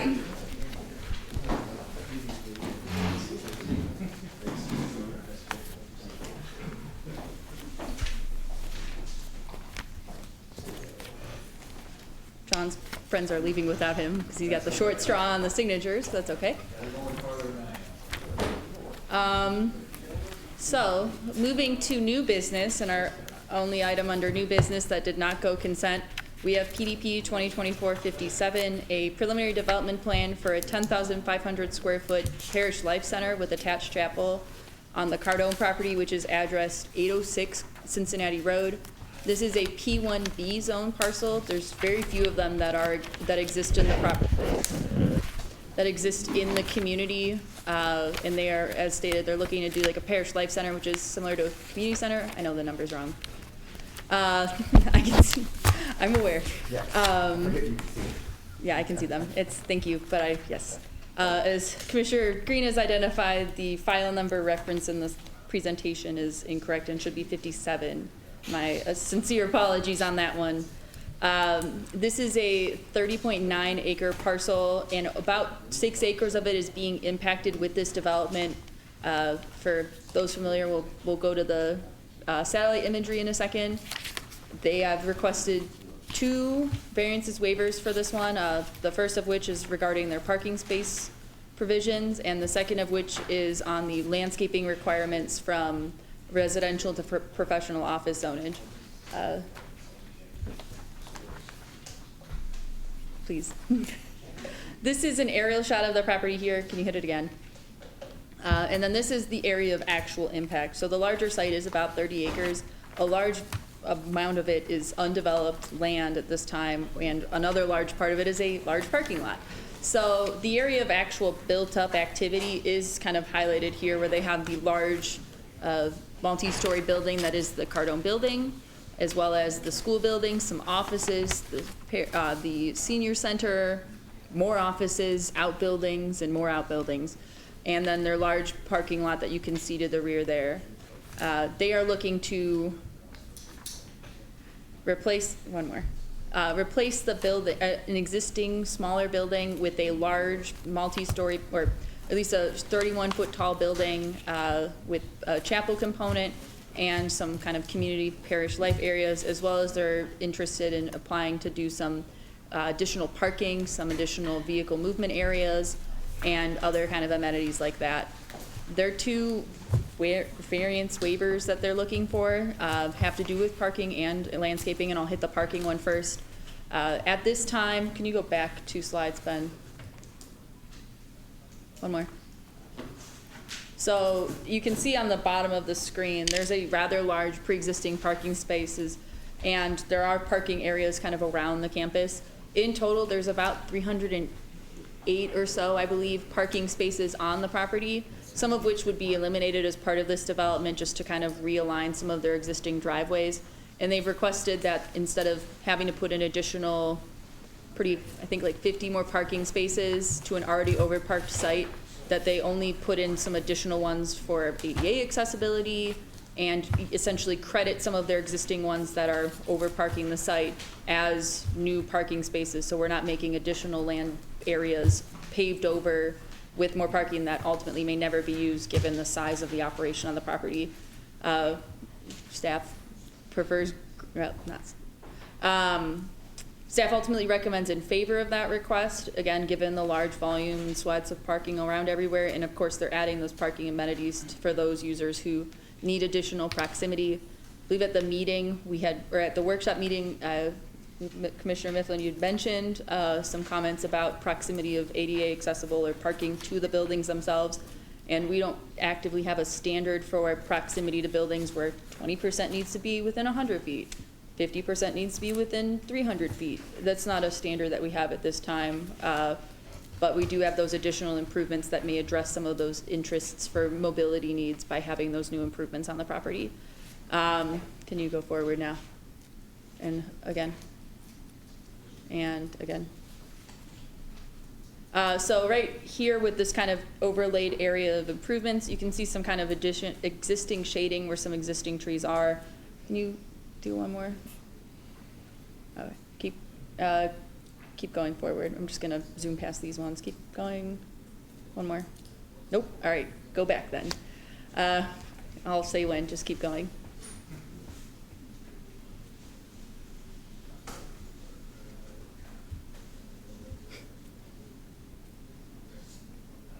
One more.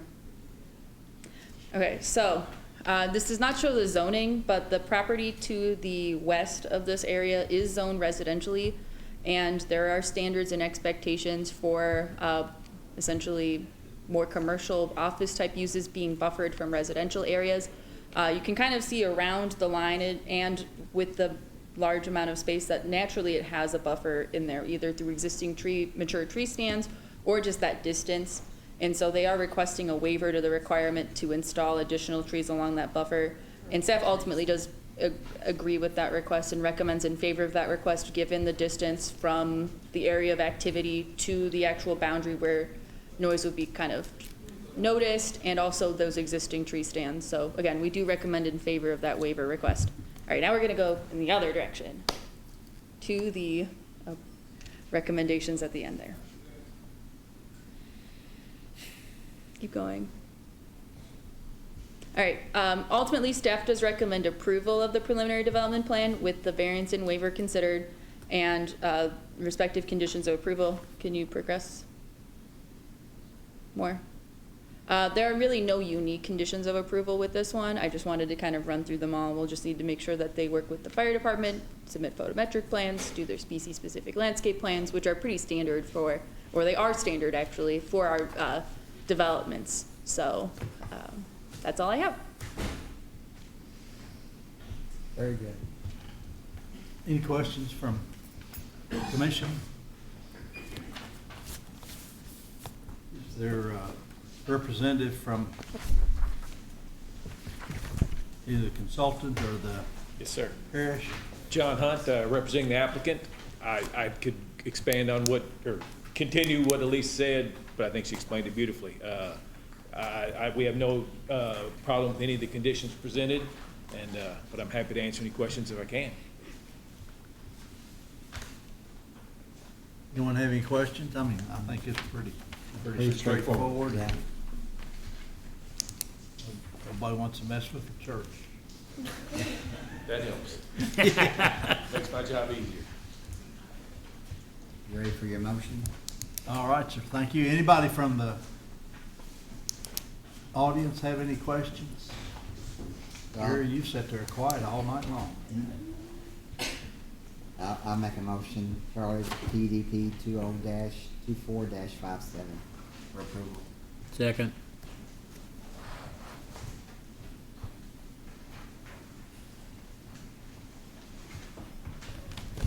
I have a motion by Mr. Jesse and a second by Mr. Smith for approval. Mr. Smith? Yes. Mr. Green? Yes. Mr. Garrett? Yes. Mr. Stone? Yes. Mr. Vest? Yes. Mr. Jesse? Yes. Ms. Canfield? Yes. Ms. Singer? Yes. And the chair votes yes. Right. Thank you, Mr. Hunt. Mr. Hunt? Yes, sir. At our continuing education today, they made it very clear. I know what you're Very clear. For what? How much trouble you get in. For what? Not your fault. But you cannot represent. They can't represent. You cannot represent. Yeah. Who's that? And you have to be a lawyer or yourself to represent. Legally. Yeah, you could judge. Well, you could get anybody. I can't. Applicant. If my neighbor says, hey, I want you to speak for me, if I come up, they could say, well, you're practicing all that. They submitted an affidavit. I haven't signed it. Yeah, Stop using your new knowledge. See, they didn't teach you that. Don't send me all that. Mr. Pike said. That's right. You call Mr. Pike tomorrow and say, hey, He said it didn't matter if you had. Yeah, you went to training. He said it didn't matter if you had a power of attorney. Yeah. None of that mattered. huh. Sounds like Mr. Pike likes a lot of regulation. I asked, when I went to it earlier this year, I asked Joe about it before he left and Charlie. Yeah, that's a big deal. I said, well, that's about right there. And, About right. and attorneys don't have to be sworn in because they're already members of the court too. Yes. Okay, let's move on. Yes. Other business. Yes, members of the commission, I want to just take a little bit and tell you guys, thank you for all the hard work you do.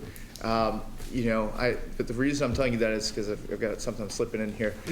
You guys do an incredible amount of work leading up to these planning commission meetings. I'm telling you right now, these guys over here, They do that much work plus so much more every day in and out of the We office. appreciate it very much. Okay. So that's not what I was expecting. We'll take it though. Yeah, it's very rare that staff gets applause. But so what are we doing up here today? I mentioned this at the work session. One of the things that has become kind of obvious to me in the short time that I've been here is we do so much more than just the 10 or 15 cases that you guys are seeing every month. And so I want to spend just a little bit of time, talk to you about some of the things that are coming up from our department, and then also hope to accomplish a couple other things here. Specifically, guys, we need to host a public hearing related to municipal cannabis. We're going to talk about some of the long-range planning efforts that are currently undergoing in our department, and then some administrative updates, just letting you guys know what's going on in the office. And so we'll start by talking a little bit about medicinal cannabis. We'll go to the next slide there. So how did we get here tonight? Back in March of 2023, the governor signed Senate Bill 47, which would allow medicinal cannabis in the great Commonwealth of Kentucky starting January 1 of 2025. We're real close to that date. Excuse me, did you open the public hearing on this? Because this is a public hearing. Well, so I was gonna give staff testimony and then open the public hearing. We can do it either way. No, that's Okay. Giving background before a public hearing. Yeah. So we have this bill that was signed by the governor, and with January 1 coming right around the corner, as you're aware, on November 5th of this year, both Scott County and Georgetown, as a voters consideration, voted to allow medicinal cannabis in their jurisdictions. So now here we are, just a very short amount of time later, with a proposal on what an ordinance could look like to regulate a specific set of uses related to medicinal cannabis. Specifically, we've outlined, I believe, 5 different use categories, and we're proposing a set of regulations, some generally applicable and some specifically applicable. Our hope is here tonight, after a public hearing, you guys will recommend to forward this on to the jurisdictions for consideration. Again, understanding that we're trying to kind of get these in place before January 1. The thing that we most want to avoid is any sort of free-for-all or any sort of process error in place here. And so we'll go to the next slide. And I'm just going to speak very quickly. You do have the entire ordinance in your packets, but there's really 2 things that I want to kind of point out here. Number 1, for all medicinal cannabis businesses in Georgetown or Scott County, we are recommending that we're including a 1,000-foot buffer around all schools and similar uses in our community. We are prohibiting any sort of co-location between cannabis businesses. I joked at our work session that there's not going to be any quality control on site after you purchase, if that's what you want to do. And we then have a series of other general requirements that will be applicable to all cannabis businesses in our community. Past that, we do recognize, though, that not all cannabis businesses are going to be the same. There are differences between those people who are growing it and those dispensaries who are selling it, or those quality control facilities who are doing that testing legally. And so what we've done is we've integrated in collaboration with the city of Georgetown specific requirements for each of these. We've also went ahead and we've also outlined, which is in your packet, specific locations where each of these could be placed if the ordinance as proposed were to move forward. The other big thing that I want to say before we get into our public hearing is that all medicinal cannabis businesses will be considered as a conditional use. We recognize that there may be places in our community where these are a good fit, but staff doesn't feel comfortable saying that any one of these businesses should be allowed by right anywhere in our community, and that the conditional use process will be a benefit to the community at large in the citing and creating of conditions for this type of use. Go ahead and go to the next one. As discussed, these are just a couple quick maps. We understand that we want to be visual in nature. And what we've done here is, you'll notice in particular, this is our cultivator map right here. Obviously, cultivators require the amount of land that it would really be incompatible with most of the incorporated areas of our county. If you move outwards, there might make some more sense, but I'll also note on our cultivators, this is coming from the state, all cultivation has to take place indoors. So these are not going to be row crops. This is not going to be open field agriculture. And I think we can all agree that's probably for the best. We'll go ahead and go to the next one. And the next three will all look pretty similar to one another. And the big thing that I want to get across, if you'll just, Ben, if you'll click to the next one and then to the next one, you'll notice most of those areas are pink. That pink area is where they cannot be placed with the current or proposed regulations. You'll notice again that we are being very careful with the areas that could allow for the storative use, again, through a conditional use permit. And again, these requirements in these zones were identified in collaboration with the city of Georgetown. Hey, hold it. Yes. I understand everything so far, except. Yes. What is a safety compliance facility? So inside your packet, there, in the ordinance, there are definitions for each of these. Okay. Elise, if you'll get to that definition.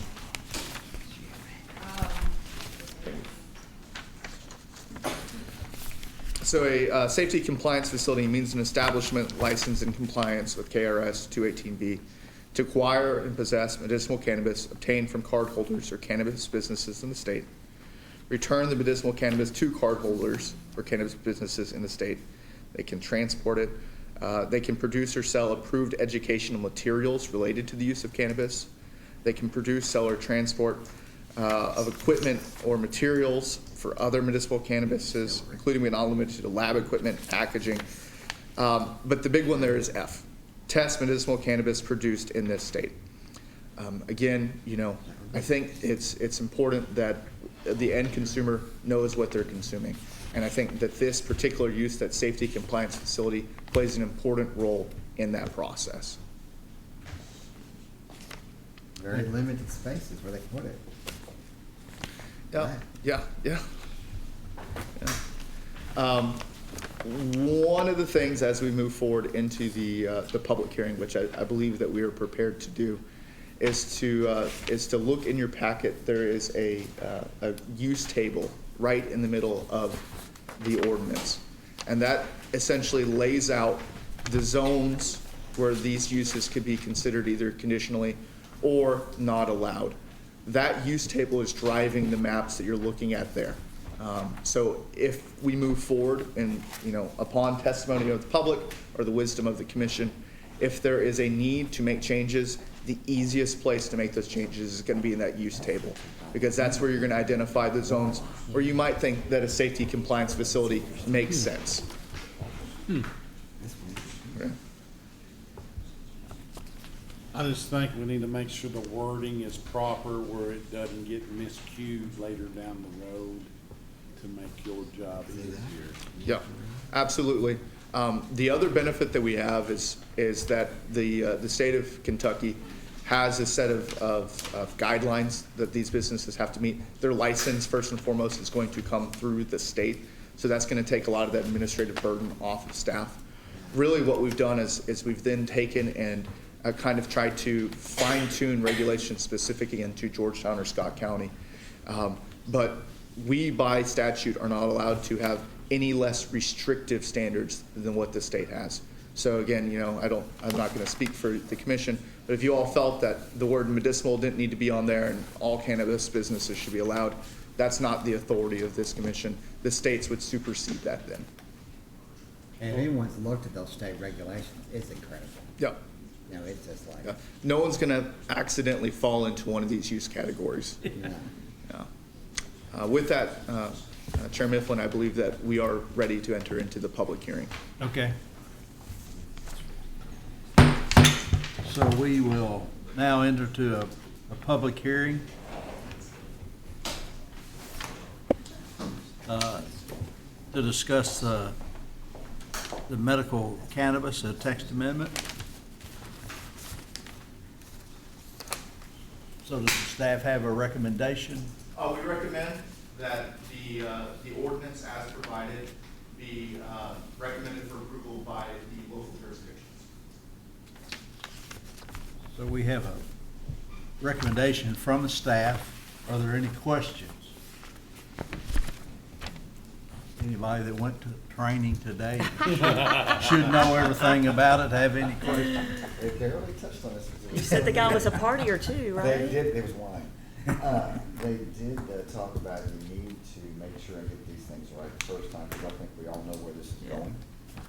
And we need to be prepared for that and word this in the right way, like David said, yeah, absolutely.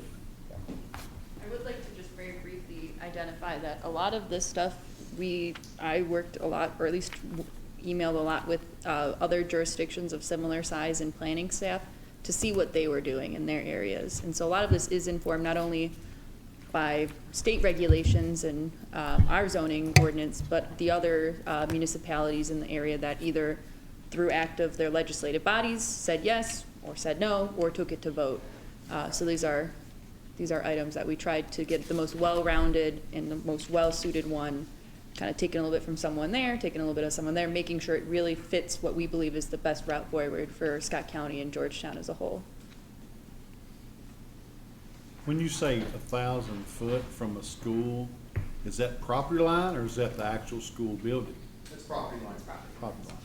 And what defines a school? What if it's a daycare? Those are included. That is Daycares, included. preschools, certain public facilities, things of that nature, parks. We went beyond state statute on that. Essentially, states were schools, preschools, daycares. So we took it a little further. Good job, Rhett. Well, it's all of us. And there's other considerations in there for adjacency to residential zones, things of that nature. Again, co-location, essentially kind of density, how close things can be to each other. But I didn't really get up here to talk about that. The maps you all have in your hands, and some folks out here do too, we never get to see these people except for maybe large public hearings like comp plans. Our internal staff that does all our GIS and mapping, they prepared those specifically. Jay Ferris, he'll probably see this tomorrow or Monday. So I just want to give them their flowers. He turned this around real quick.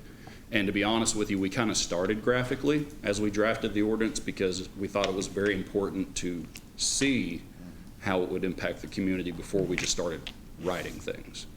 And Jay and Whitley and them were absolutely instrumental, both in the data and the graphics of it. So just wanted to make sure they get their pat on the back too. So because we never Letting ever us see know them here. that, yeah. Yeah. So and those maps do reflect zoning as it stands, however many weeks ago. Subject to change, obviously, but they're a very good graphic illustration of things now. And it could go either way, depending on, it could become more or less restrictive as we see more development, particularly because I'm sure we'll only see more public facilities, schools, et cetera, established around the county. So it could go either way. So. We did include the new school site that the school district had announced off of Oxford as part of this. Okay. All right, thank you. And these maps really make it a lot easier to understand. Did Washington have a medical cannabis program? Recreational. Just recreational? That was easier, Well, yeah, right? recreational, I mean, you don't have to have a That was restriction. much easier, Charlie. Yeah, okay. If someone is granted a license or however it's going to be, say for dispensary, is that for an individual or for a location? If Rhett is granted one, can he have multiple locations or just that one? It's conditional use permit is explicitly for that user at that location. If they were to relocate, like a lease term was up, their act of relocation would nullify their permit that they were previously granted, and they would have to reapply at a new location and get a Okay. whole new use permit review process. Related to dispensary operations specifically, we do include some specific language about advertising and signage pertaining that to make sure that it's sensitive to the areas and it's not very outlandish stuff. We wanted to toe the line very carefully to make sure that we were allowing for operators to show that they were operating, but not get so crazy that we're getting a little bit of a challenge, we'll say. Doesn't the state also get involved as far as having a drawing of of the names of who can actually do this based on? Yes. Rec can speak a little bit more to the process of it, but they were essentially they entered into a lottery with the location and the user in mind. Yeah. They were assigned a random number, and then the state's been drawing them. The Kentuckiana and the Bluegrass region, I believe their drawing for dispensaries is the 2nd or 3rd week of December. In all of the other regions, so Northern Kentucky, Eastern, Western, et cetera, theirs, I believe, already has happened or will happen in the next week or two. I'd have to triple check my math on that one, but Do we know how many people has applied for this in our area? I'm know of not. one. We know Been of in one the by the paper. news graphic, Peter. We had one at least publicly make themselves known in a news graphic article, but we are uncertain of how many are truly in our area. I believe, and correct me if I'm wrong, there are 4 potential dispensary licenses in our region. In the general area, and Lexington is guaranteed 2.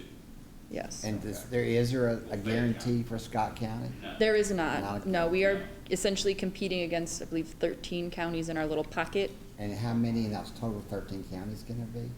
I mean, there's 4.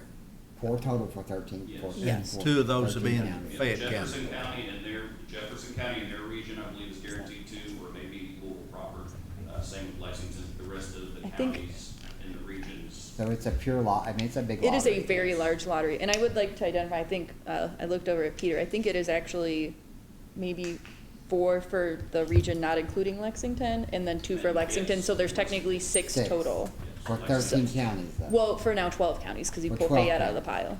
Yes, That's and it's still- randomly selected. That's still not much. It is not much, and some counties in our region may have said no. I would have to look Yeah. at their ones, but One the county, I think, state was- keeps an online database of who opted in, who opted out, and their respective ordinances pertaining to it, so. There weren't many that opted out. There are many that opt out, but there's a lot more than I expected opting Yeah. in, which Good. is, Did anybody out there? There was a small county. I think that did. Kenton County said no, Small but the one. city within Kenton County said yes, I believe, so it was kind of like the wet-dry situation with liquor licensing. Or moist, I suppose, is the appropriate middle word.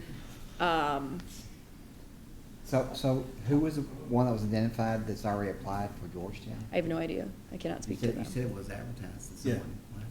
I forget what his They name made is. themselves by choice publicly known in the news graphic in an article. I can't speak to who exactly it was or where they're But it's operating. been published. Yeah. They've made themselves known by choice, but most of the time, well, entirely, the selection process is random. That's right. Yes. But with so few for such a large area, we need to be thinking about, if we're gonna allow someplace to be, it has to be accessible closer to, for traffic, not somewhere in the middle of town. Yeah. But they can ship it in, right? I mean, you No. can have a grower that ships in Yeah. out of county.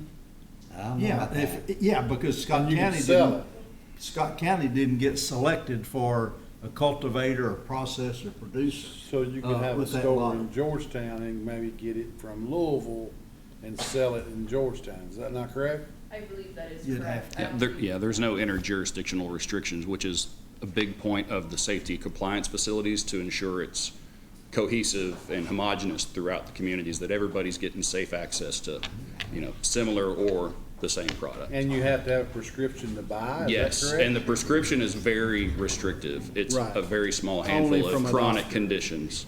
Yes, it's very restrictive. Is it just medical conditions or is it? Yes, medical no conditions. psychological conditions? I'm sorry? That is. Nothing with psychological conditions or mental There are conditions? some that kind of toe the line. I mean, there's like seizure disorders and things and PTSD.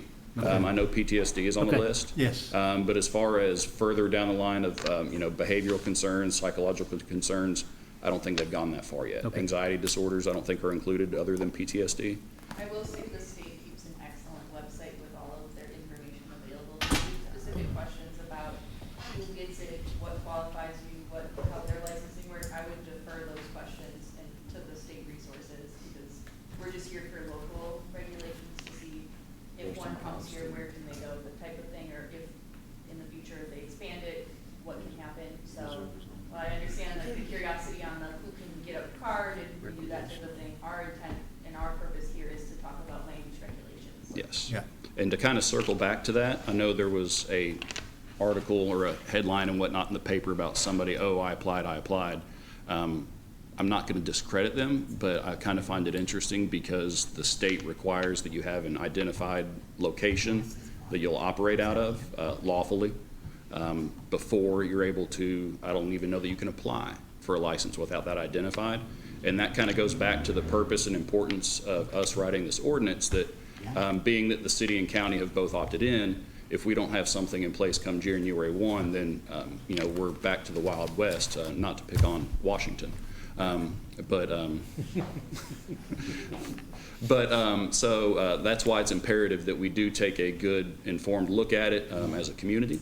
And you know, the voters have spoken that they would like to see it, but it's important that we do our jobs. By a large margin. Yeah, do our jobs and make sure that we're doing what's best as we hope to move forward. And of course, you know, things can change. And you feel good about it? I feel great about it. What you've done so far? I mean, it's been literally a whole office operation. I've received a number of phone calls about, and this was, you know, kind of over the summer when the floodgates, so to speak, opened, that the news broke that it was being fast-tracked, the bill was signed, et cetera. People called and they asked and they asked and they asked. And for the longest time, we were just very patient. We're like, look, we're working with our municipalities. We don't know what we're going to do yet. I can tell you it's going to go to a community vote. So I'm not going to say anything before the voters speak first. And then after that, we will be drafting an ordinance to consider again land use, because as the state requires, you have to have an identifiable location for any operation. And it's very important that we have a certain subsect of those places. I think, as you can see, for better or worse, on a lot of the maps, there's more pink than green. And that's not to be discriminatory, but it is to be safe and also to be fair and give those people that will be wanting access to the products themselves in a medicinal capacity, that they do have safe and fair access, but at the protection of the rest of our community in the zones. And also to not make it exclusionary for agricultural operators, that if they so choose to get into an operation, you'll see in there that there are minimum parcel sizes, you know, setback restrictions and things accompany those. So we wanted to make sure it was available to most anybody that had a farmable parcel as well in an appropriate location. So while I understand it might not be financially feasible for everybody, being that it's all indoor grow, that's new facilities, development plans, all that, but that's also in the nature of safety. It just is what it is. Now, these buildings will be extremely expensive to build. I can't speak to it, but the purpose is for them to be functional, secure, and safe. Very secure. I've seen it. Okay. Fort Knox. Have any other questions?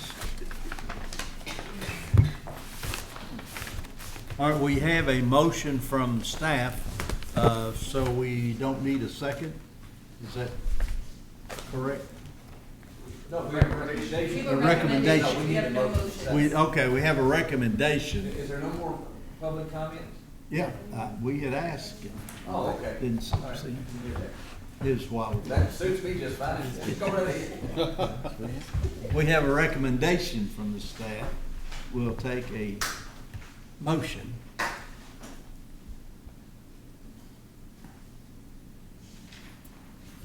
So I make a motion, we recommend this, or that we approve the recommendation. Is that the right motion?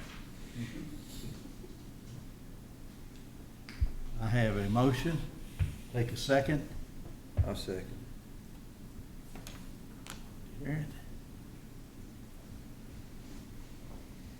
I have a motion and a second to approve the medical cannabis text amendment.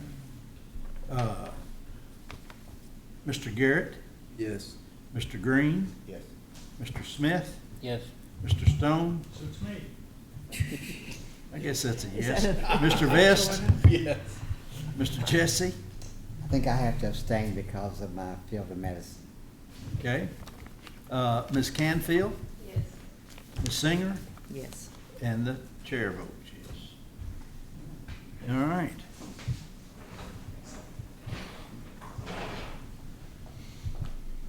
Okay, so that is the last item that we would hope to have formal action by the commission. Close Oh, public yeah. hearing. Sorry. Public hearing is now closed. Thank you. Again, that was the last item that we hope to have formal action by the commission tonight. I would like to state for the record that I am a Texas guy. I don't know why Washington keeps getting brought up. So, You have a diverse area of experiences, let's say.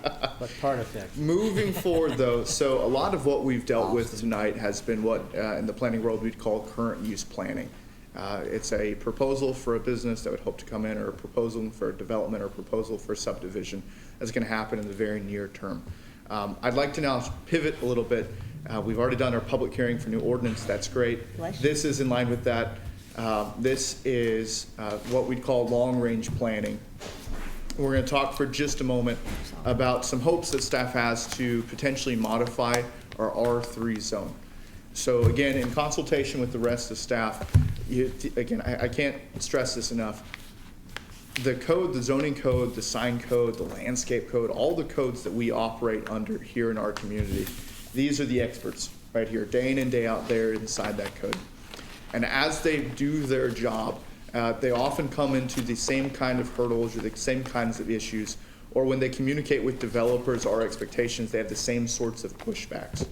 One of the things that we've seen is related to our R3 zone. Specifically, we had a proposal tonight that wanted to do what we're going to call high-density residential development in the R3 zone, which is an allowed use. Multifamily housing is allowed in the R3 zone. As you know, we discussed at workshop, as was discussed tonight, the expectation is that that multifamily housing needs to be 3 stories. Also discussed within that is, the original proposal. While it looked on the site plan like there was plenty of room to put these 3-story apartment complexes, without them then moving that boundary line with another one of the parcels, they were actually over our density of 16 dwelling units per acre. And so what I want to kind of roll back to here for just a moment is our comprehensive plan. An incredible amount of work was put into getting a comprehensive plan in place that's reflective of our community. Within that comprehensive plan, there's a lot of language related to the housing needs of this community. So what do we do when we have a comp plan that says we need more housing, we need affordable housing, we need diverse housing stock? And then we have developers who come to us, and the first thing they say when they're doing multifamily is we need a variance. Well, that starts to tell staff, and I hope it is reflective of the community, that we need to take another look at this particular zone. And so if we'll go to the next slide, I want to kind of walk through very quickly what these next steps will look like.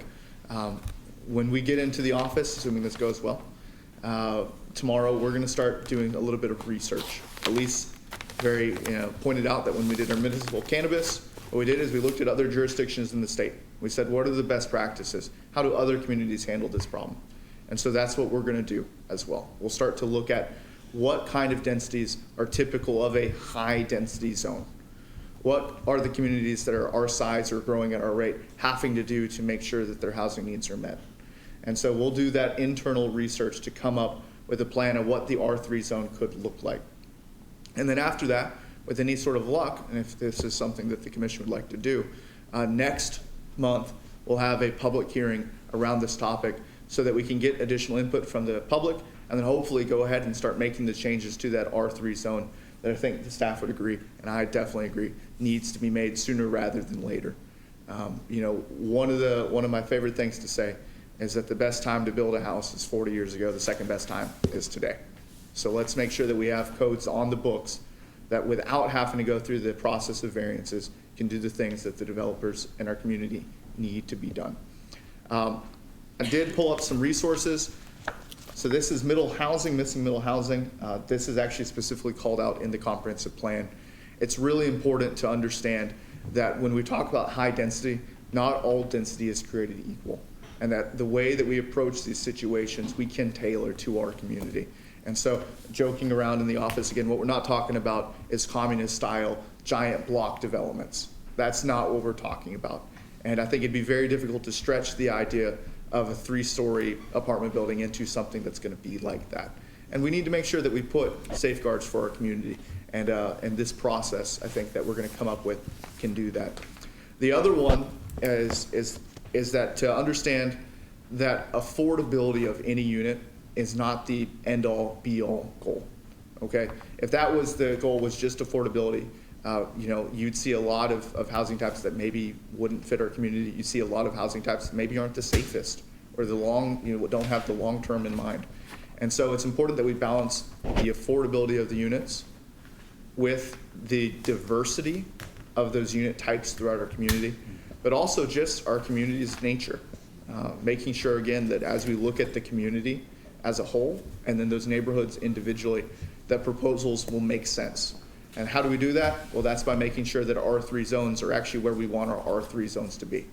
Are the areas that we say are going to be high density actually the areas that we want to be high density? Or is there a better zone for that area? So those are the next steps. With your blessing, we'll move forward, we'll do research, we'll put together this text amendment, and we'll bring it back for a public hearing next month. Can I ask you a question? Please. See if you consider adding this to it. Elise, and we've talked about this before, but there are two parts to this. I like to use a different word for affordable housing for Georgetown. Instead of affordable housing, I like to say different types of housing. Diversity, yes. And within that, the last 2 years, I've been working behind the scenes on the ideal of bringing a tiny home community to Scott County. If we'll hit the next slide. Is that, you have that? Good. Oh, no, it blanked out. I killed it. No tiny homes. So, back one. But Paducah, Kentucky actually has already been working on this. And so, there is a builder of these I've been working with for 2 years as a potential solution. These are stainless steel modular homes now. So Tennessee just changed law last year that tiny homes now are classified as modular homes if they're built a certain way. And our state legislature in Kentucky has actually been working on it. Supposedly it's going to follow the Tennessee model. And Paducah, Kentucky is supposedly so far ahead of going in that direction. So I would like for us to kind of, whatever we can do to get ahead of that, because I would like for us to have that as a different type of housing that could be available for the people of Georgetown-Scott County. When you say modular, you talking about tiny trailers? Well, these are not trailers. These are actual now modular homes, but they're small. Yeah. And they're Yeah. certified as being modular. So, Not trailer. Commissioner Jesse, I do have a fair amount of experience with that type of development model. Okay. And I will tell you too, the term tiny home can mean 100 different things to 100 different Yes. people. And so, generally speaking, I believe I understand what you're talking about, and you know, whether that was a small modular home or a small stick-built home, or a collection of those, I do think that there is room within our code that we can consider those types of uses. I'll point out, like with the next steps, what the anticipated results of this effort are going to be, and I'll jump down to the bottom of there. We want to, within the R3 zone, we're going to be looking at changes to allow for an increased variety. That should be variety, but I think that's kind of funny, of housing types in the zone. And this is to include accessory dwelling units, cottage dwellings, which could be very similar to a tiny home community. 500 square feet or less. Yes. Cannot be over 500. Yeah. And again, we can, when we write the code, we can write it in any way that's reflective of the community. But I would always argue that we want more options rather than fewer options. Yes. And the other thing that was identified in our comprehensive plan that we need to begin taking a look at is what is a mixed-use development. If you guys go into any major city, you're going to see what's in the planning world known as a 5/1 structure. That's where you typically have a commercial development on the first floor and then 5 stories of residential apartments on top of it. As we just talked about, right now we're capped at 3 stories. So I think 5/1 might be a bit much for our community right now, but we might be able to go 3/1. You know, maybe we say you get the same number of dwelling units, you get the same number of stories, but we want that commercial use built into that structure. And maybe that helps the performers work out better for our development communities too. But right now, as staff, I don't know because we haven't engaged the community. What I do know is that, again, moving forward with a comprehensive plan that says we need to consider these things and development regulations that are constantly getting asked for variances from, we need to start heading down this path. And so any and everything's on the table right now. We're going to actually talk about what our comp plan says and how we're addressing that going forward. But it is interesting if you actually look in more detail who's buying these small, whatever you want, verbiage. Half of them of the people in the United States are buying these module homes is retired individuals. Yeah. But the other half is the people that we've all been talking here a lot, is people who just graduated from college, people who just got out of high school, people who just leave the home for the first time. This gives them a way to start and then go to their next thing 2 to 3 years down the road. So I like the way you're looking at that. There's all kinds of different needs in this community, and we need to look at all of them. Yeah, and so, and to kind of put a bow on this, and then again, ask for your blessing. One of the things too, that when we look at neighborhood design or neighborhoods, is that we really do want a life cycle of housing options. We want to have that variety within that community, so that whenever the kids come back from college, you know, they just graduated, they want to live close to mom and dad, they have an option for that. But you know, the other thing too is if mom and dad, if they get a promotion, do you want them moving out of the neighborhood? Ideally not. We don't want to create a system where when a family moves up or if a family moves down, they move out. And that makes neighborhood cohesion and community become more difficult. And I also like to point out, you know, when I was in college, the apartment that I needed was very different from the house that I need now with a young family, wife and 2 kids. And so we have to provide all of those different options. The details, though, are what matter here. And so right now, all we need is for the commission to be aware that this is something we hope to bring back, and with your blessing, hope to have a public hearing related to this topic. Does that all sound good to everybody? Sounds great. Okay, we like it. Yes. If I may, watching the news before I came here tonight, and the governor is putting together a task force or a planning thing on this very thing, on housing and different ways to do it, and also it's out there. We're not be out there alone. Yes. Be other people. And one thing, you know, we go out in the county and somebody buys a 5-acre plot and builds a 5,000 or 6,000 square foot house on it with 4 or 5 bedrooms and a husband and wife and 5 kids and a in-law suite. And they can do that, you know, with 7 or 8 people living in the house.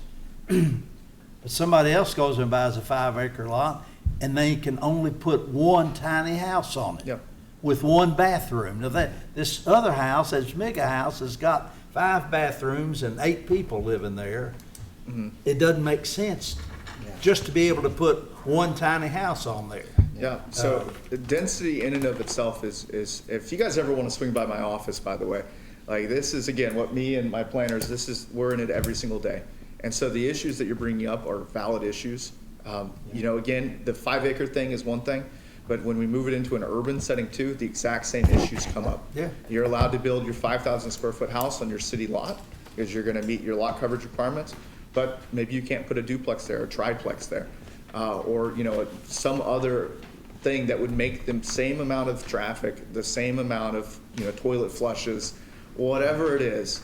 And we need to, again, have flexibility in our code where we can look at these issues and find creative solutions. And that's really what we're going to try to do here. I like that you brought up that the rest of Kentucky is on this. Guys, I'm going to tell you right now, we're cutting edge here in Scott County. All right, we're one of the fastest growing communities in the state. It is essential that we stay on top of these planning trends. Well, today when I was when I said, Oh, Lord, quit talking about your training. When I said I was from Georgetown, they just said, "Oh, y'all got it going on." Everybody, all the other guys. Yeah. So we've got to make sure though that we don't get lax on our laurels or anything like that. We've got to make sure that we're aware of the training. And I'll put in a plug too. Just next week, Elise and I will actually be at the tri-state. I guess it's Indiana, Kentucky, and Ohio at the planning conference hosted there. To make sure, again, that we're bringing back the most recent information that we can. But different types of housing could actually make housing available to people what they can pay. Absolutely. That's the key. Absolutely. Instead of affordability type of housing. Yep. All right. Well, we will work on that, and we hope to have something next month. If not, guys, don't forget next month is Christmas. So if it's January, just be aware that these timelines are flexible. Yep. Elise, did you have something? No. Okay. Along the same lines, then, another thing that we're looking at, it's kind of obvious that there's been a lot of conversations around business parks. I hope one day we get another one in here, okay? Where that is, well, that's an entirely different conversation that will be had when something is proposed. But again, what we have to make sure is that the uses that we're gonna ask that business park to abide by, kind of the rules of the game, we wanna make sure that those, again, line up with our community. Our BP1 zone was created in the year 2000. Now, I argue that anything that the year 2000 or later is we're all living in the future, okay? But unfortunately, when it comes to development regulations, a 24-year-old, almost 25-year-old development regulation might not be doing the things that we want it to do. And so with that in mind, next steps, again, what staff would like to do a little bit of research on this. Take a look at the uses that are on the books, make sure we like those, make modifications where necessary. But a big part of this too is just gonna be reaching out to our development community here. Reach out to those users who may have interest in locating to Georgetown. Reach out to our friends in economic development to see what kind of things make a business park work as far as uses are concerned and which ones don't. With any sort of luck, again, in the next month or two, we'll go ahead and we'll put together updated text amendment related to the BP1 zone that we'll then bring before you, and we can run through that public hearing again. I always believe the more public input we can get on this, the better it's going to be. And so, as always, we'll make sure that Peter gets a check from us to publish it in his paper, and then everybody will show up. And I think, too, in particular, we know a group of people who are very interested in business parks. It would behoove us to not reach out specifically to them and just let them know that we are working on this ordinance and solicit that public comment. If we go to the next slide, again, anticipated results, we make our business park zone better. That's what this is all about. Let's make sure that the codes on our books do the things they're supposed to do. And get the public's input. And make sure they are aware of what's going on. If we'll go to the next one. Same exact things, guys. We worked on our comprehensive plan. Within that comprehensive plan, one of the things we did is seek to better define where our greenbelt boundary is. We adopted the comprehensive plan. We adopted a future land use map that reflected the new location, the greenbelt. However, what has not happened is the city of Georgetown has not adopted an ordinance that reflects those changes in our comprehensive plan. That greenbelt was established in 1992. It followed a specific elevation line along the creek. That elevation line would have spikes. That elevation line would cut real close sometimes. So what we've tried to do is and what we have done in our comprehensive plan, is basically smooth out that border, smooth out that boundary. And so what we're going to do is we're going to work with the city of Georgetown. Who's no longer here. She's gone. Work with the city of Georgetown and just get a new ordinance on the books. That way we don't have a conflicting ordinance with the city and our comprehensive plan. We'll bring that back next month for sure. That'll be the easy one. And then we'll just keep going. Guys, we do a lot. How much do we do? I'm so glad you guys asked. Mr. Shirley has been very helpful, and he's basically put together kind of a summary of the work that we've done this year.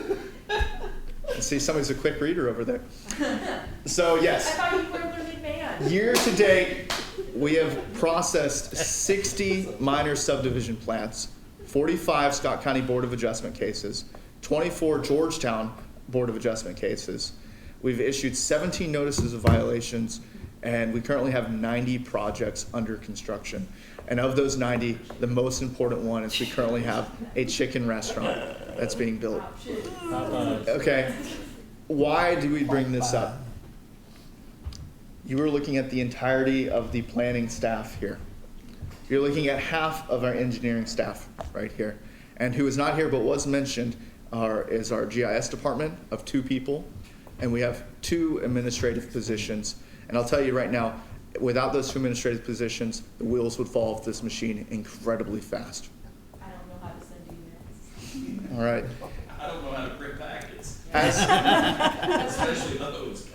As we move forward, and we said it earlier tonight, we're the fastest growing community in the state of Kentucky. All right. For us to do our jobs effectively, we have to make sure that we have staff on board to handle that. You never want planning to happen on the fly. Yep. Planning on the fly is a real quick way to get into trouble. And the way that happens is if we don't give our planners enough time to really consider the implications of what they're looking at. If we don't give our GIS team time to update the maps that are there. And really, if we don't have somebody sitting there to answer the phones and take questions and direct calls too. It's all incredibly important. And so right now, we're not doing anything with this information, but just hold on to this in the back of you guys' head. Don't forget to add Speaking the of- inspector generals. Now, we're not doing that tonight. You gotta lay the groundwork. And I want, then the other thing that this type of communication does is make sure that, again, to anybody who watches this in the future, anybody who reads our minutes, anybody who's sitting here, they're aware that planning is more than just once a month. We All also right. add one comp plan Yeah. to that list. Yeah, we've completed one comprehensive plan, 12 sections, and the last section within the comp plan is an implementation section. If we'll go to the next one there. The 12 section in our comp plan is an implementation plan that laid out 51 different action items to be taken up by the community. Essentially, half of those are to be done by the Planning Commission and supportive staff. So let's start addressing that action plan. One of the things that we never want to do is just sit around and have a plan on the shelf. And when somebody says, hey, have you thought of that? We say, yeah, we got it on the plan. It's just right there. Now, we have to take a proactive approach to the issues that have come up into our community. And so I've laid out here 3 near-term action items and then 3 midterm action items. The assumption being that anything that's not here tonight will be more of a long-term thing. And as we accomplish goals, we can move forward with those. So the first near-term action item, consider this part of it. In the comp plan, it calls for biannual updates on what's being done. That's what we're doing here tonight. We're making sure that you're aware that that plan is actually getting implemented. A big part of that plan, or one of the big action items on that list, was the creation of an agricultural policy advisory group. That group met for the first time a couple weeks ago, and it began a dialogue around uses in our agricultural zone. We're making progress on that. We anticipate for that group to meet between 5 and 6 times. At the end of that, we hope to have a recommendation to the Planning Commission that will take another look at our agricultural zones and hopefully some of our subdivision zones, our subdivision requirements as well, to make sure that, and this is incredibly important, that we preserve the agricultural land that really makes Scott County, and that we do that in a way that is beneficial not just to a small group of landowners, but to a large group of community stakeholders. I just want to add one more thing about just kind of the policy thing. Like we're land use people. Like we're here to do the land use regs. We're the face of the regulations. There are other facets to agricultural preservation and advisory and development and activity that we are not specialists in, which is why we pulled in other representatives from Soil Conservation Board, farmers, developers. Like we're trying to get a very collaborative environment for this. And some of the things, like we're going to focus on the land use stuff, but other policies may come out of this group that like isn't us, but it is another office that may be involved in that process. We get more engagement from the extension office, or we talk more with the state or the federal governments to make sure that we can find a route forward that is the most well-suited for our community's needs and interests. Today, obviously not yesterday, because yesterday's yesterday, but going forward, looking to the future of how things are gonna go, or are looking to go, trying to have the most informed perspective so that we can continue forward. We're gonna do land use stuff, but there's others and everyone else. It's a very collaborative process, a combination of land use, internal policies, funding policies. There's a big old pile of people that are involved in this process, and I forget the date of the meeting, but. December 10th. December 10th. And that meeting will be open to the public. It's not the 5th, it's the 10th? It's the 10th, as reported in the news graphic. Okay, moving forward though, again, this goes back to what Commissioner Jesse was discussing. And it's actually reflective of work that's currently ongoing at the City of Georgetown. The City of Georgetown's Housing Development Division is currently finishing up a housing needs assessment. That housing needs assessment is going to provide an incredible amount of data reflective of this community and this community in particular. However, I anticipate that the City of Georgetown is going to need some help doing exactly what Elise said, which is coming up with land use regulations and land use policies that are going to help alleviate some of the issues that may be brought up in that analysis. This is important because, again, this is an action item in our comp plan. It's important because we talked tonight about the R3 zone and updating it. And I'll mention too, in that same action list, there's also mention of updating the R2 zone. One thing at a time. But again, it's very, very important to realize that planning, and in particular this policy creation, is going to be iterative, and it's going to be, it's a long game. No policy, no ordinance is ever perfect for all time. And so, it's one thing even to think that at the beginning of this comp plan cycle, some of these action items, you may need to revisit near the end of its life cycle, just to make sure that it's still beneficial to the community. None of this stuff, there's a reason we print paper and we don't chisel it in stone.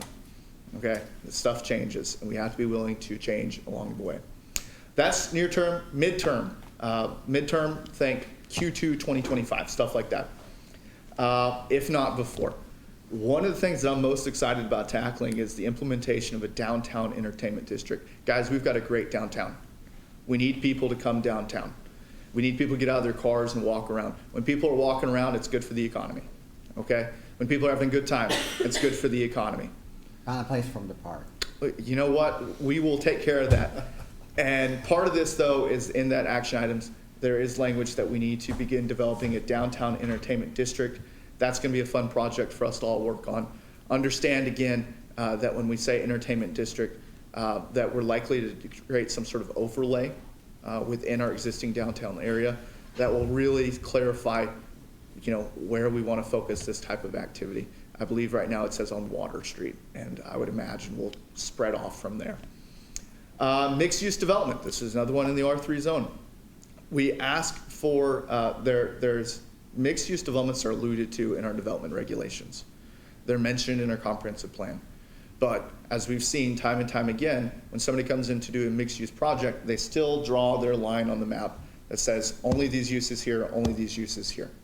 It's kind of like one of those dinner plates that has those dividers in it, Everything goes next to each other, but nothing's really mixed together. Now, we're not saying scramble everything together and get rid of our zoning code. But, if the peas touch the carrots, that's normally going to be okay, all right? And that's a really folksy way to say we'll begin looking at standards for what types of uses we imagine being mixed together, and then how to create specific development standards that make sure that, again, as development comes in, it's high-quality development. That's what the idea is. And then, as you see on there too, amend the B4 zoning district. That is one of our commercial zones. Specific to that, there is language in I think it's in our R2 zone that calls for the ability to have a mixed-use development if they have a certain type of commercial use within it. Let's take another look at these things. This is a whole lot of stuff.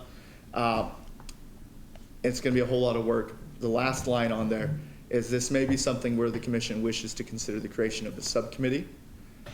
If I'm giving biannual updates about this, that's twice a year, maybe that committee meets 4 times a year, meet quarterly, just to stay in tune with what's going on and also to lend your expertise to these issues.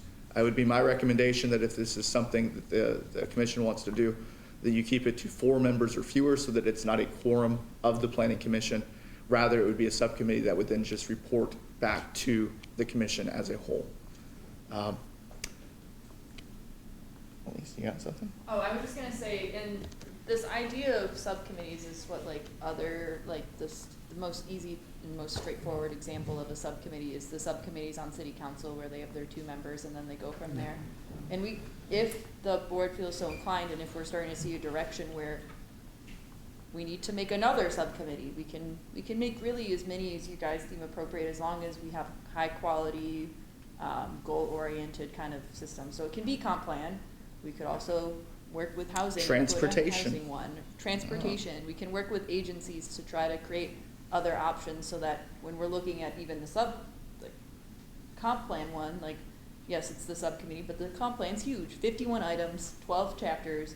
That's a lot of stuff going on. We can also break those up into smaller areas and pockets and things to try to make it more manageable for everybody involved. I hate to make subcommittees and then we make this net of people and interrelated things, but it may be something that if this is seems to go well, we can consider alternatives or additional ones where we include different groups for different things and different committees and everything, and kind of get you guys more involved, not just at these meetings. I know these meetings are great and all, you get to see us hanging out, doing our thing, presenting.